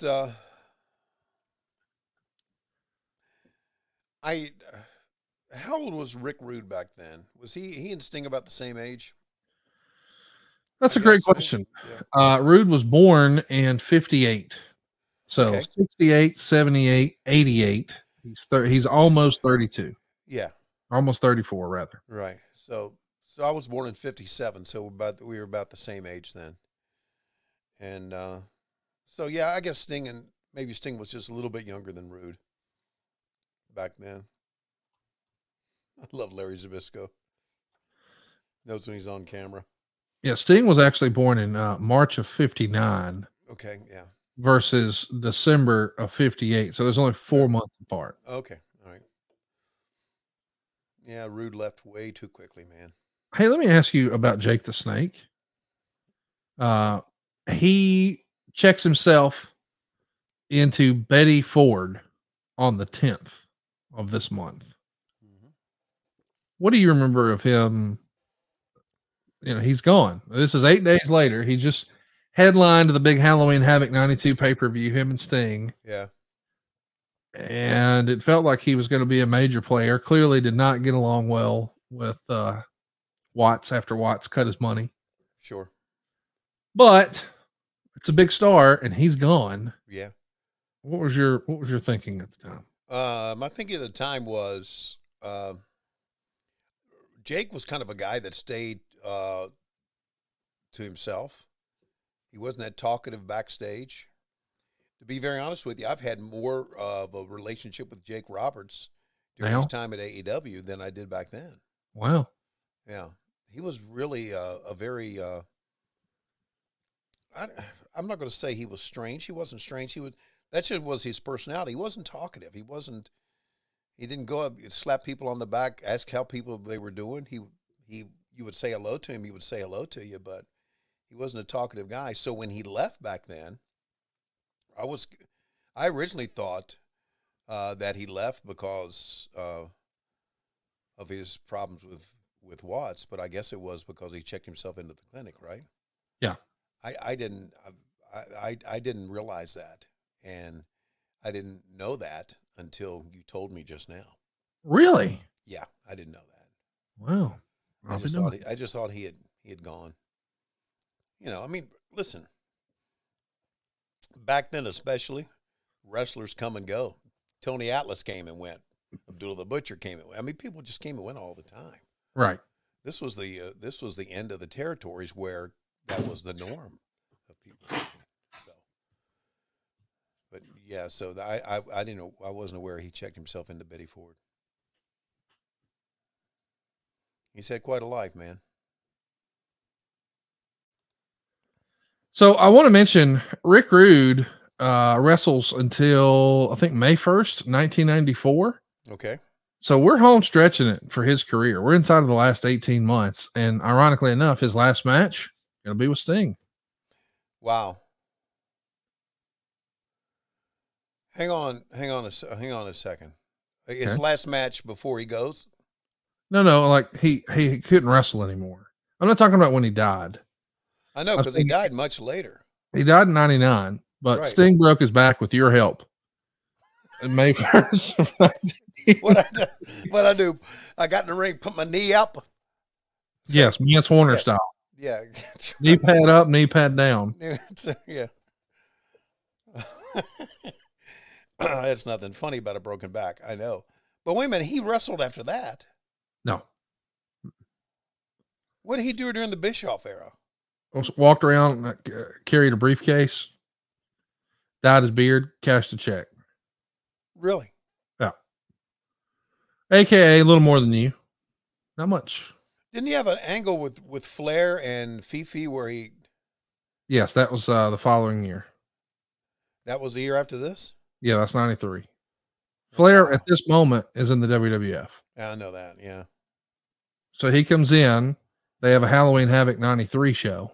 Okay.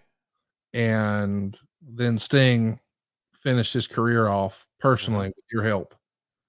May 1st, 1994. Okay. Wow. Are you not at all nervous about Sting? Yeah, every time. I'm just saying, like right now, considering what we saw Jeff Jarrett do to my father-in-law in a parking lot in Nashville. Right. I wouldn't want to be Sting, hypothetically. Yeah. No, I listen, I'm concerned about Sting all the time because of the crazy things he's been doing, right? Right. Yeah. The last time he did, I remember, I always talk to him. I say, man, you just need to watch yourself out there. And the last time, I can't remember the last time he did something crazy, but I was in the back and I said, are you okay? He said, that one was for you. I said, no, don't try to top yourself. He just, I love that. That one was for you. yeah. Well, here's the report from the Observer. Jake Roberts checked himself into the Betty Ford Rehab Center this past Tuesday, and his future with World Championship Wrestling appears bleak. The 37-year-old Roberts, real name Aurelian Smith Jr., son of Grizzly Smith, one of WCW's road agents, had been pushed as the promotion's top heel since arriving on August 2nd. Roberts missed all subsequent matches after doing color commentary on the TBS show that was taped on the 2nd and aired on the 7th. It's believed his actions came because of non-wrestling personal pressures. Okay. Okay. Apparently, WCW is going to take the missed dates as a contract violation because Watts has said Roberts has been fired and that he could be making an announcement at the TV tapings on Wednesday in Center Stage. The WCW wrestlers were under the impression that Jake checked himself in and that he would be returning to the company at any time soon, or that he wouldn't be returning anytime soon. Signs were posted at the arena saying that because of the circumstances beyond their control, Jake Roberts wouldn't be appearing on the shows. An announcement was made at the beginning of the house shows. Now, that's interesting because, listen, it's not all good news here. I mean, we're seeing some good wrestling go on right now with Rick Rude and Sting. Right. But this show has 7,500 fans at it, which you probably think, shit, that ain't bad. No. You want to guess how many paid, Tony? 700. 700. Are you serious? They gave out 14,000 comps, free tickets in the city of Macon, begging for anyone to come in. Only 700 poor saps gave them money. And of the 14,000 people who got free tickets, less than half of them showed up. Let's not forget, around the same time that Jake is saying, I need to go to rehab, it's because you guys are running shows. This is real now. Okay. Like on November 13th, 3 days later, this is the card. Marcus Alexander Bagwell fought Shanghai Pierce to a draw. Johnny Gunn beat Tex Slazenger. Tom Zink beat Larry Zbyszko. Brad Armstrong beat Michael Hayes. And Johnny B. Bad pinned Scotty Flamingo. And then we had Dustin Rhodes and Barry Windham defeat Arn Anderson and Bobby Eaton in the main event. And I'll tell you, the kids who enjoyed this show at West La Follette Elementary School had a big time. An elementary school, bro. It's not all bad news. That same day, you guys had a double shot, right? Yeah. Greer Gymnasium, because if you're wrestling at an elementary school, certainly make a nighttime show at the old Greer Gymnasium. This is dark days for WCW here, dude. Boy, you're not kidding. An elementary school? All right. There was a very small time. There was a very small time mentality to what we were doing, I think. And it was because of the old territory days, right? Right. The old territory days, they would run things like that. But, I mean, the territories were over. But obviously, we couldn't sell out the Macon Coliseum, so. Here's 14,000 free tickets. Somebody please show up. You know, that's bad business on many levels. Because why would you pay for them now? That's right. I mean, there's 700 people are probably really pissed off. Yes, and they're not paying again. Right. And the 14,000 who got them free, they're never paying. Yeah. Because you've set a precedent now. Yeah. Oh, by the way, you mentioned Shanghai Pierce and Tex Slazenger. Yep. The Godwins. The Godwins, of course. Midian, right? Yep. Yeah. Naked Midian, your favorite. I saw them this weekend. Really? Yeah, I saw them at the with clothes on? Yes. Okay. I saw them at the big event, and there you go. And then I went did a autograph signing at this place in called the Wrestling Collector in Stockholm, New Jersey, and they were there. And I really hadn't talked to them that much. I hadn't seen Phineas or Tex or whatever you want to call him in a long time. And I was very glad I hadn't seen him in a long time. Anyway, do you know he's a chef now? Yep. He's like a gourmet chef. He's fancy, bro. Yeah, he was showing me pictures of some of his dishes, and he also learned to be a sushi chef as well. So yeah, it's amazing that a fucking idiot like he is can really make something out of his life. It's amazing that he was able to do that. Yeah. And you somehow convinced people to give you hundreds of thousands of dollars to go. That's exactly right, Excalibur. How about that? You never know, right? It's so amazing. Really, people want to celebrate the finesse of one Double J. But boy, the old shucks G. Willikers charm of Tony Schiavone has served you well. It sure has. Shucks. G. Willikers. G. Willikers. Could you fart in my face? G. Willikers. As a matter of fact, if you want to be I just going to throw this out here. It's kind of been brought up on social media before.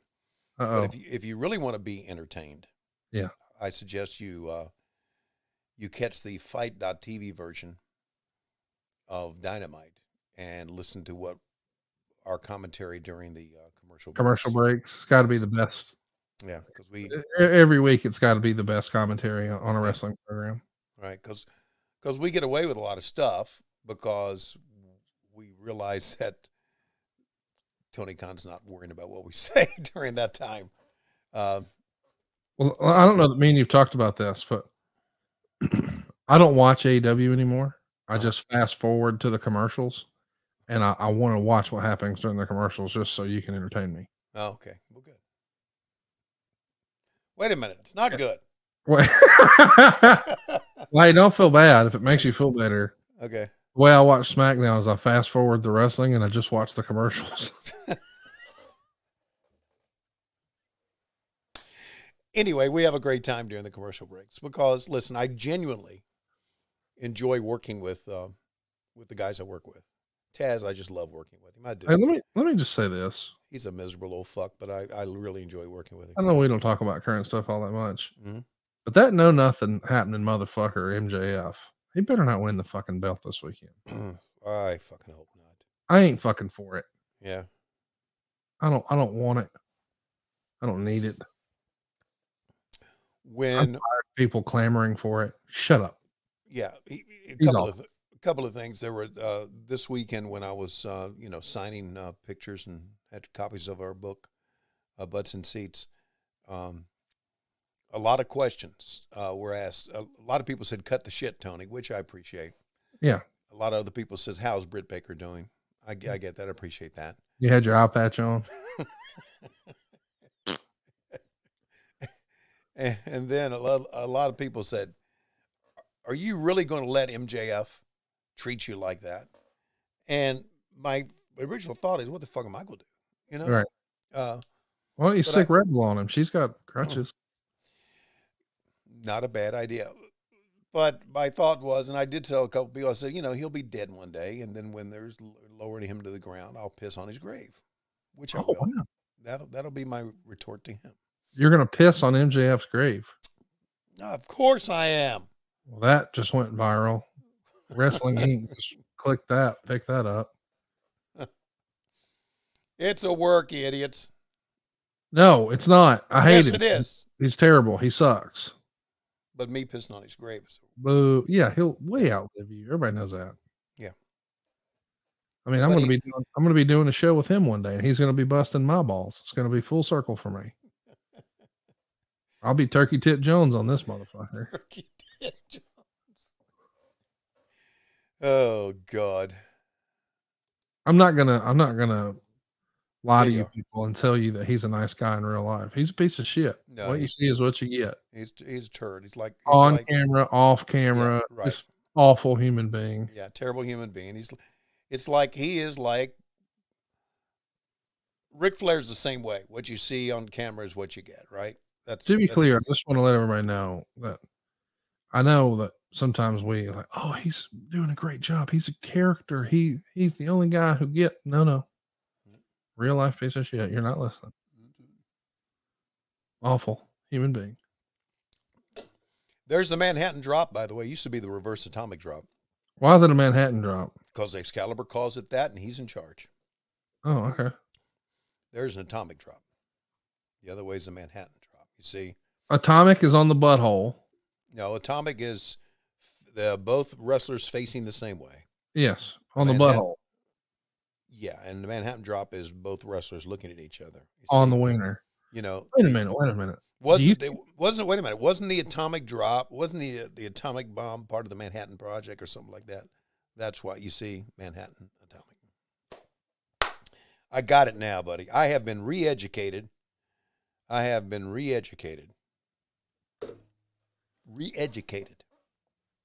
Thanks to you knowing things about the Manhattan Project. Yeah. I thought that was an experiment they were doing. I don't know what it is. I just threw it out there. I think that's what Rick Rude called it when he used to inject his penis. The old Manhattan Project. Got all these ladies to service. Only so much of the Rudester to go around. Also, I do want to say, and this is true, Conrad, I had a lot of people say how much they enjoy our podcast. Really? Yeah, a lot of people. Well, that makes me happy, man. I'm glad you guys are digging it. I'm sorry I missed last week. We didn't even talk about it, but you made the executive decision to have Cassio Kid do a stand-in. How did it go with that slap dick, nothing happening motherfucker, half of the hosts of Oh You Didn't Know Pod? Yeah. He is the only one of your whack pack that I really like. Really? Yeah. Everybody else, Silva, who else? Nobody likes Silva. Like, no. You can read cryptic tweets about how everybody hates Silva anytime you want. They're out there. Silva, Evan, polish my knob. I don't like him. Who does? Not Maureen. Yeah. Definitely not Maureen. I don't like any of them. But Cassio is a first class guy. So I like him. So I can always we can always sub Cassio anytime you want. Hey, have you started motherfuck JD Hoop yet? JD Hoop? Yeah, he makes our graphics on the show now. No, okay, no, fuck you, JD Hoop. Oh, really? Yeah. Could he do a worse job than Nothing Happening Dave Silva did before? He probably could. Well, we're gonna find out. What you promoted Dave Silva out of graphics? I didn't promote him out of graphics. Okay. I mean, he can still make. What do you need him to make? What do you need him to make? What is going on here? They're going to the judge's decision. Oh, You were there. And deciding ballot to determine which of these wrestlers advanced at Starrcade to the finals of the King of Cable. Judge Ole Anderson has scored this for Sting. So a split decision. Matsuda, or Zabisco rather. Yeah. Zabisco votes for Ravishing Rick Rude, Mm-hmm. of course, former Dangerous Alliance member. Mm-hmm. Matsuda votes for Sting. Yep. And the tiebreaker, Ole Anderson, votes for Sting. And the fans pop for the announcement. How about that? Well, because they love Sting. He's your most over guy. Yeah. Which I know what you're thinking. Well, why isn't he in the main event? Great question. We don't fucking know the answer. Instead, it's going to be a long ass, and I mean long ass tag match. But before we get there, I think we need to take one more timeout. All right. I'm at 28:49. Let's do it when we get to 55. Right. 128.55 is where we're going to hit pause. And there it is. And I know what you're thinking. Boy, we got Flying Brian turning heel. We got Sting, who's our most over guy, not in the main event. Was WCW shit in the bed? Well, listen, I don't know. Why are you laughing? I don't know that there's any help for WCW now, but I do know there's help for Tony Schiavone. As we've established at the top of the program, my man woke up with a dirty STD infested eye, had poo-poo in his eyeball. Of course, I'm talking about pink eye. And it's because he just lives in bacteria, guys. And so I know just what to get Tony for Christmas. Tony, let me ask you this. Did you know that traditional bed sheets can harbor more bacteria than a toilet seat? It can lead to acne, allergies, stuffy noses, and it's just gross. Well, Miracle Brand offers a whole line of self-cleaning, eco-friendly bedding like sheets, pillowcases, and comforters that prevent 99% of bacteria and require 3 times less laundry. They also have some self-cooling properties. Check this out. Using these silver-infused fabrics that were originally developed by NASA, Miracle Brand sheets are thermoregulating, meaning they're designed to keep you at the perfect temperature all night long so you'll get better sleep. More importantly than that, though, these sheets are infused with that natural silver that prevents 99.9% of the bacterial growth, leaving them to stay cleaner and fresher 3 times longer than the other sheets. No more gross odors or dookie in your eye. Miracle sheets are luxuriously comfortable without the high price tags of other brands. Miracle sheets are the perfect gift for your spouse, your friends, your family, or your dirty ass co-host. Who doesn't want better sleep and luxurious feeling bed sheets? And since these came with 3 free towels, you get 2 gifts in one, just like Tony did. Fart and pink eye. Bam, bam. Bundle them up. Just in time for the holidays. Stop sleeping on bacteria. Clean sheets mean less bacteria to clog your pores, fewer breakouts and other skin problems, and maybe for Tony's sake, less poo-poo in the eye. Tony, I know I told you what I'm getting you for Christmas, but let's help some other people out with a special offer. Well, let me, before we go there, let me tell you a couple of things. Okay. Number one, you don't have to get me them for Christmas because we now have Miracle Brand on every bed in the house. Oh, well, there you go. We do. We just ordered a couple more. And the reason is that I always would wake up with a stuffy nose. Always. I slept on Miracle Brand for like a week. I said, fuck this. Let's get them for every bed. So we just got a big shipment in of 3 full-size Miracle Brand sheets for the house. So you don't need to get them for me. Yeah. I mean, it's the real deal, buddy. And the allergies, the stuffy noses, wow. It's changed things for me and Lois. She still looks the same in bed, but it's still less poo-poo. Less poo. Go to trymiracle.com/WHW. Now remember, that's trymiracle.com/WHW to try it today or gift it to someone special this holiday season. I know there's someone else you want to probably gift it to. You can gift it to Silva if you like. We got his bed's got to be filthy. We got a special deal for our listeners.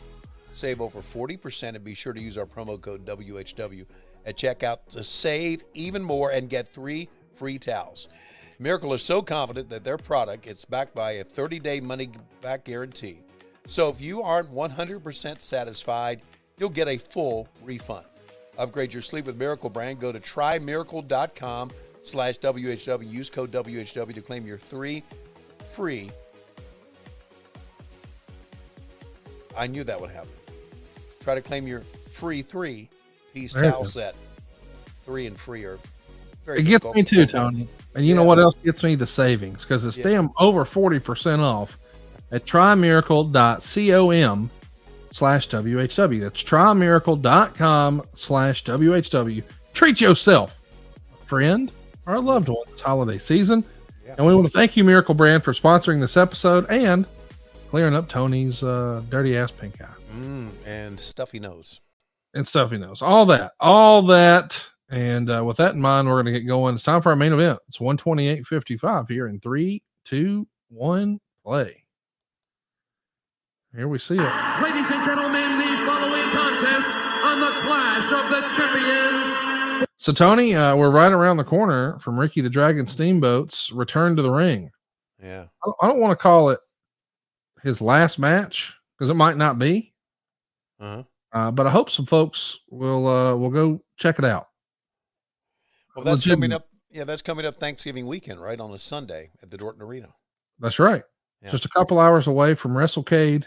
Yeah. It'll be Ricky the Dragon Steamboat and FTR taking on Jay Lethal, who will be in the Black Machismo character, tagging with Brock Anderson, who will have Arn Anderson on the outside, and a mystery partner. We'll also see Matt Hardy versus Crowbar. Wow. Steiner Brothers are going to be there. The Rock and Roll Express are probably going to die. They're wrestling the Briscoe Brothers. Jimmy Valiant is going to have a Boogie Woogie Jam Invitational. Someone named Ron Simmons with 2 N's, RONN Simmons, will be there. I don't know if that's, in the UK, they used to have they'd have a guy who was like 5'11", dress up in a Kane Halloween fit, and they'd say, Kane. Well, here's RONN Simmons. He'll be there along with Kane, the real one, and Lex Luger and Teddy Long. So Sunday, November 27th, Dorton Arena, Raleigh, North Carolina. Tickets are available right now. By the way, I'll be at WrestleCade, as you probably know.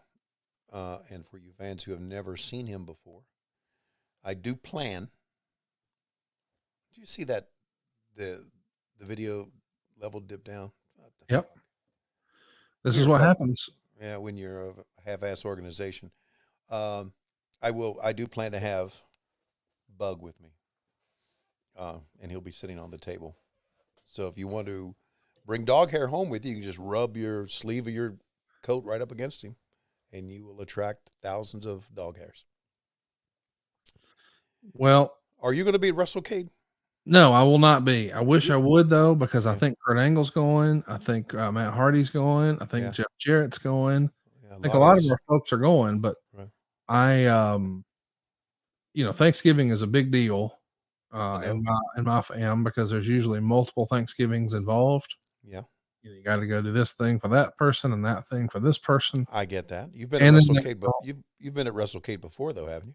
I have. And what happened there is it nearly killed us because we had to do stuff down here and then zip up there real fast and do it again.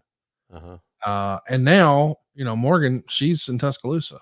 So instead of us going north and trying to do both, everybody's coming here. So I can't just be like, well, appreciate y'all coming. I'm going to go do wrestling. Morgan, is she going to school in Tuscaloosa at Alabama? Yeah. Really? Wow. She couldn't get into Georgia, huh?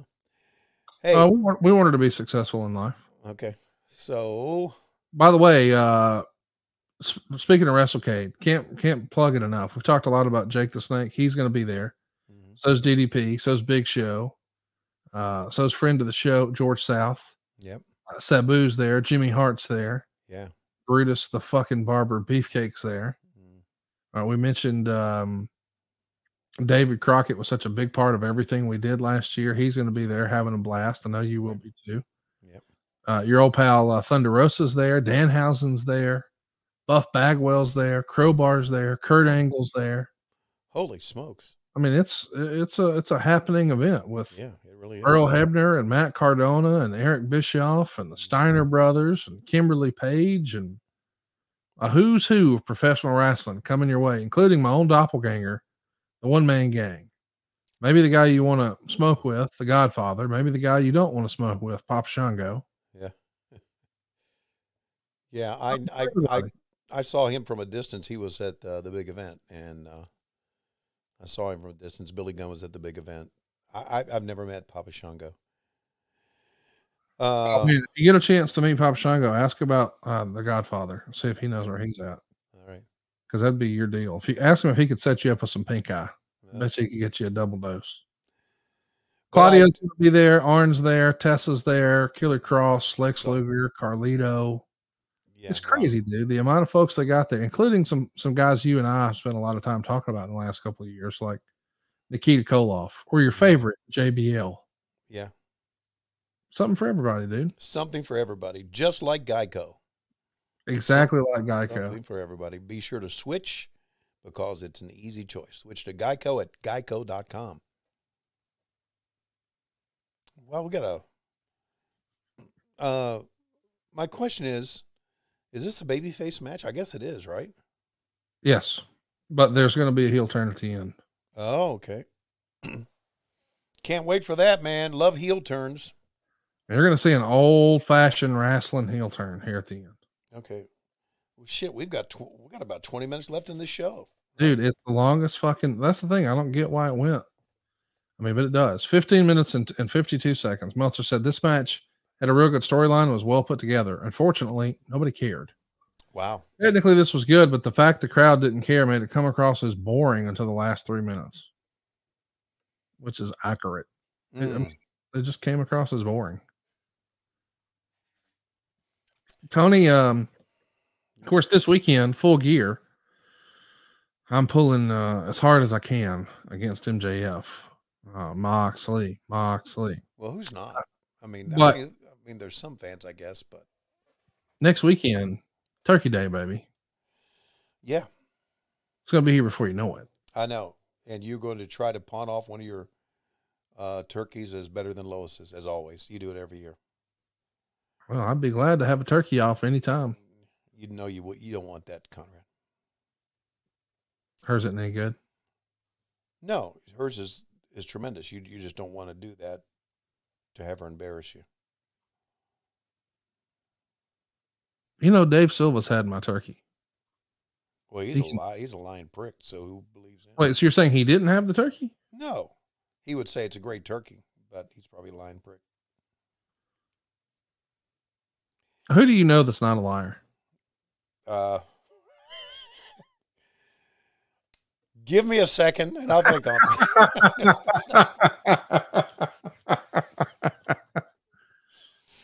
it. What would you rather do? Would you rather wear? Oh my God! The boots like Barry Windham's wearing. Okay. Or the tassel gimmicks around the boots like Shane Douglas is wearing. I think I'd rather wear the old Austin Hall boots like Barry Windham. I think I would. Although let me say this about wrestling boots like the Austin Hall boots. They just don't seem to be comfortable to me, do they? I would think they're more comfortable than lace-ups. You don't think so? I don't think any wrestling boot is comfortable. None of those boots look. I mean, I guess they got these non-slip soles on the bottom of them, right? Yeah. So they can get some traction. But it just seems to me the leather is just, I don't know. So you'd wrestle barefoot? No, I'd wrestle in sneakers, right? Doesn't that seem to be a little bit more comfortable? Now you still rock the Air Mall Walkers, right? I don't know what Air Wall Mark. I don't know what are you talking about? The shoes that you wear, they're not like Air Jordans. They're Air Mall Walkers. No, like, you go get your exercise making laps around. No, I don't do that. The American Cookie Company. No. And you go past the candle shop. Yeah. What's that candle shop you love so much? Okay. Blowoutme.com. Bath and Body Works or something like that. Oh yes. Yes. Because you would say, "Oh, I love the way my skin feels when I Yeah. rub," all that. No, I do. I go to Bath and Body Works and I have a hand cream that I use. Yes. And I buy candles. Yes, I do. Burn Do you candles ever light a candle to jack off? Just get yourself in the mood. No. I feel like when you get home from a road trip and you got all charged up, now you're back home just schlepping around running errands. You're like, you know what? I think I'm gonna rub one out when Lois takes her 3 o'clock nap today. I'm gonna swing through this Bath and Body Works. Okay. Get me some pumpkin spice candles going. Get me some pumpkin spice hand lotion. No. And then I'm gonna replay old Z-Man matches and just figure out where it goes. No. You've got me wrong. You got me wrong. But in your mind, in your sick, twisted mind, perverted mind that you have, it's very obvious that you have that since we've been doing this in 2017. You would think I would be doing something like that. Well, I know you whack your meat. No, I don't. You 100% do. 100% don't. You're cutting hand. Jeff Jones has told me that he's caught you doing it before. Jeff Jones. Well, you know what Jeff Jones is. He's a belt mark stooge. He's that, but he's also a lie. If we said that. That's been well established. But he told me that he caught you trying to whack it into the ice machine in a Marriott in Jacksonville. Where do you think of this bullshit? He wandered out there. He's a night owl. He wanted to go out there and get his diet root beer from the drink machine like he does. Everybody who's ever shared a room with Jeff knows somewhere around 3:15, he's going to get up and go get a Diet Barks root beer. I don't even know where you find that, but he finds the spot. I think maybe he's got an app. Anyway, as he's going in there, because next to the ice machine, of course, is the gimmick machine. And then there you are, just. And he said, wait a minute. Make that sound one more time. That's your hand up and down, cutting hand, really short, fast strokes. It kind of sounds like I got a bunch of ice cubes tucked in there in the hand as well. Well, maybe. No. Maybe you're trying to get the swelling go down in a Rick Rude dog. I don't know. Because it almost sounds like you're making a cocktail. You know how the ice shakes? Now, I don't know if this was just because it happened last fall, because that's when he told me this happened. But he's a known liar. You've established it. Right. Maybe you were just still on a high, like a baseball high, because he says as you were doing it, he thought you were like kind of half-assed asleep because your eyes were closed. Yeah. He thought maybe this is a sleepwalking thing. But as you're sitting there going, you're humming. And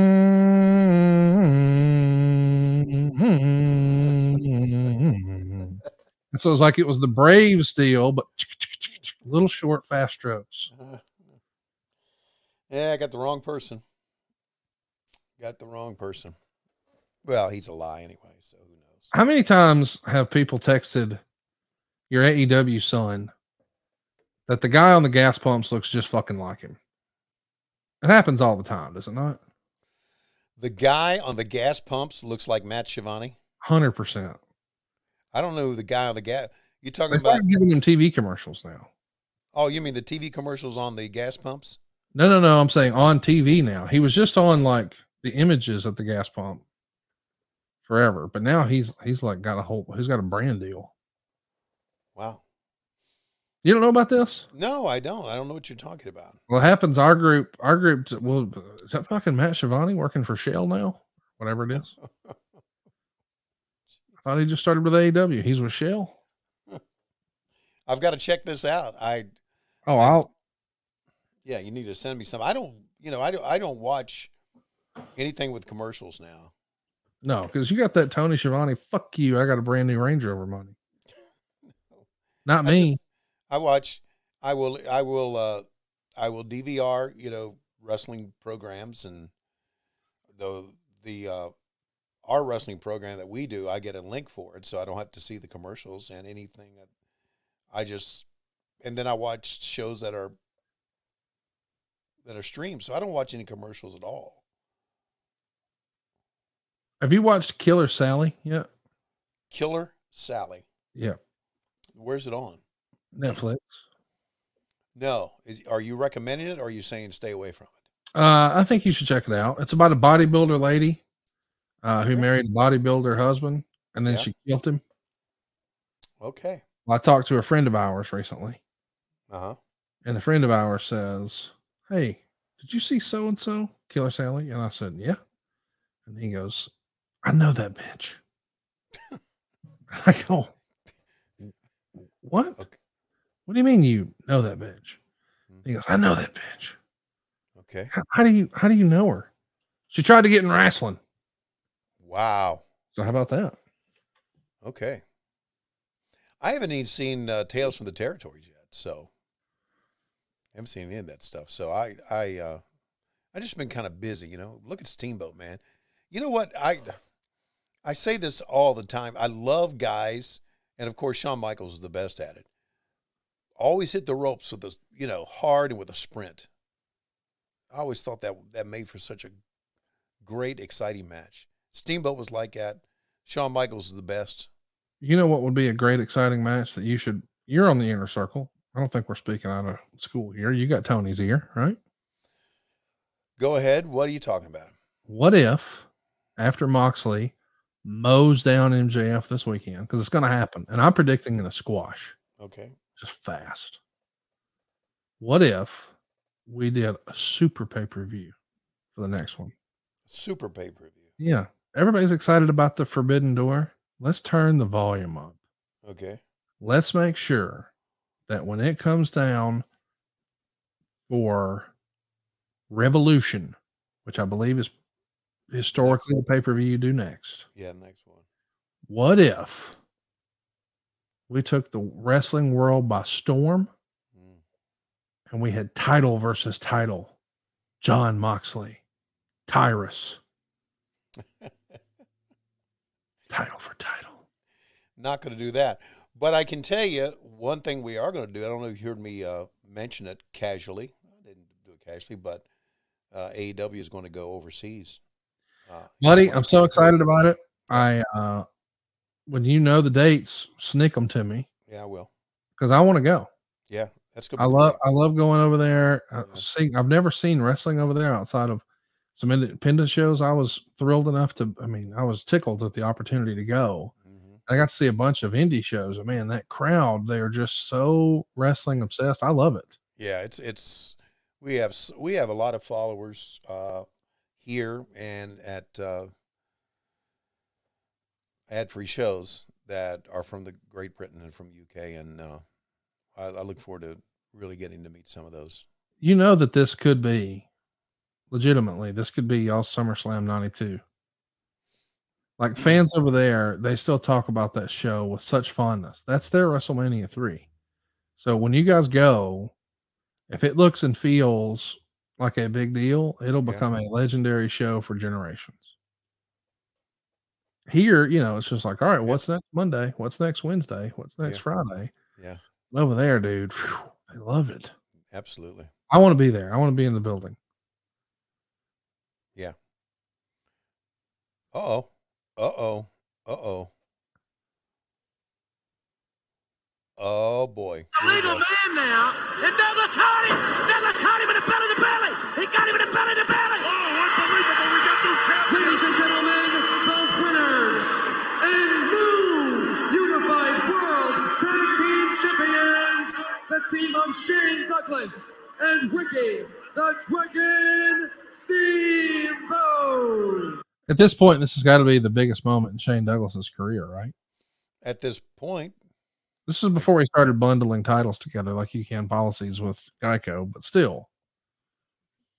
It's a big deal for him. Yeah, it is.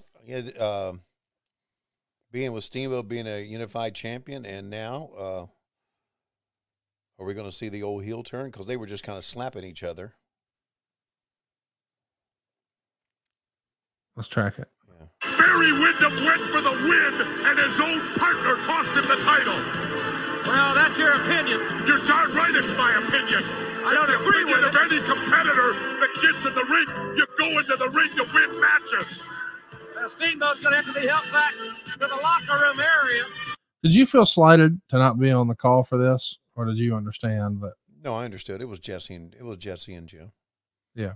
Yeah, I got it.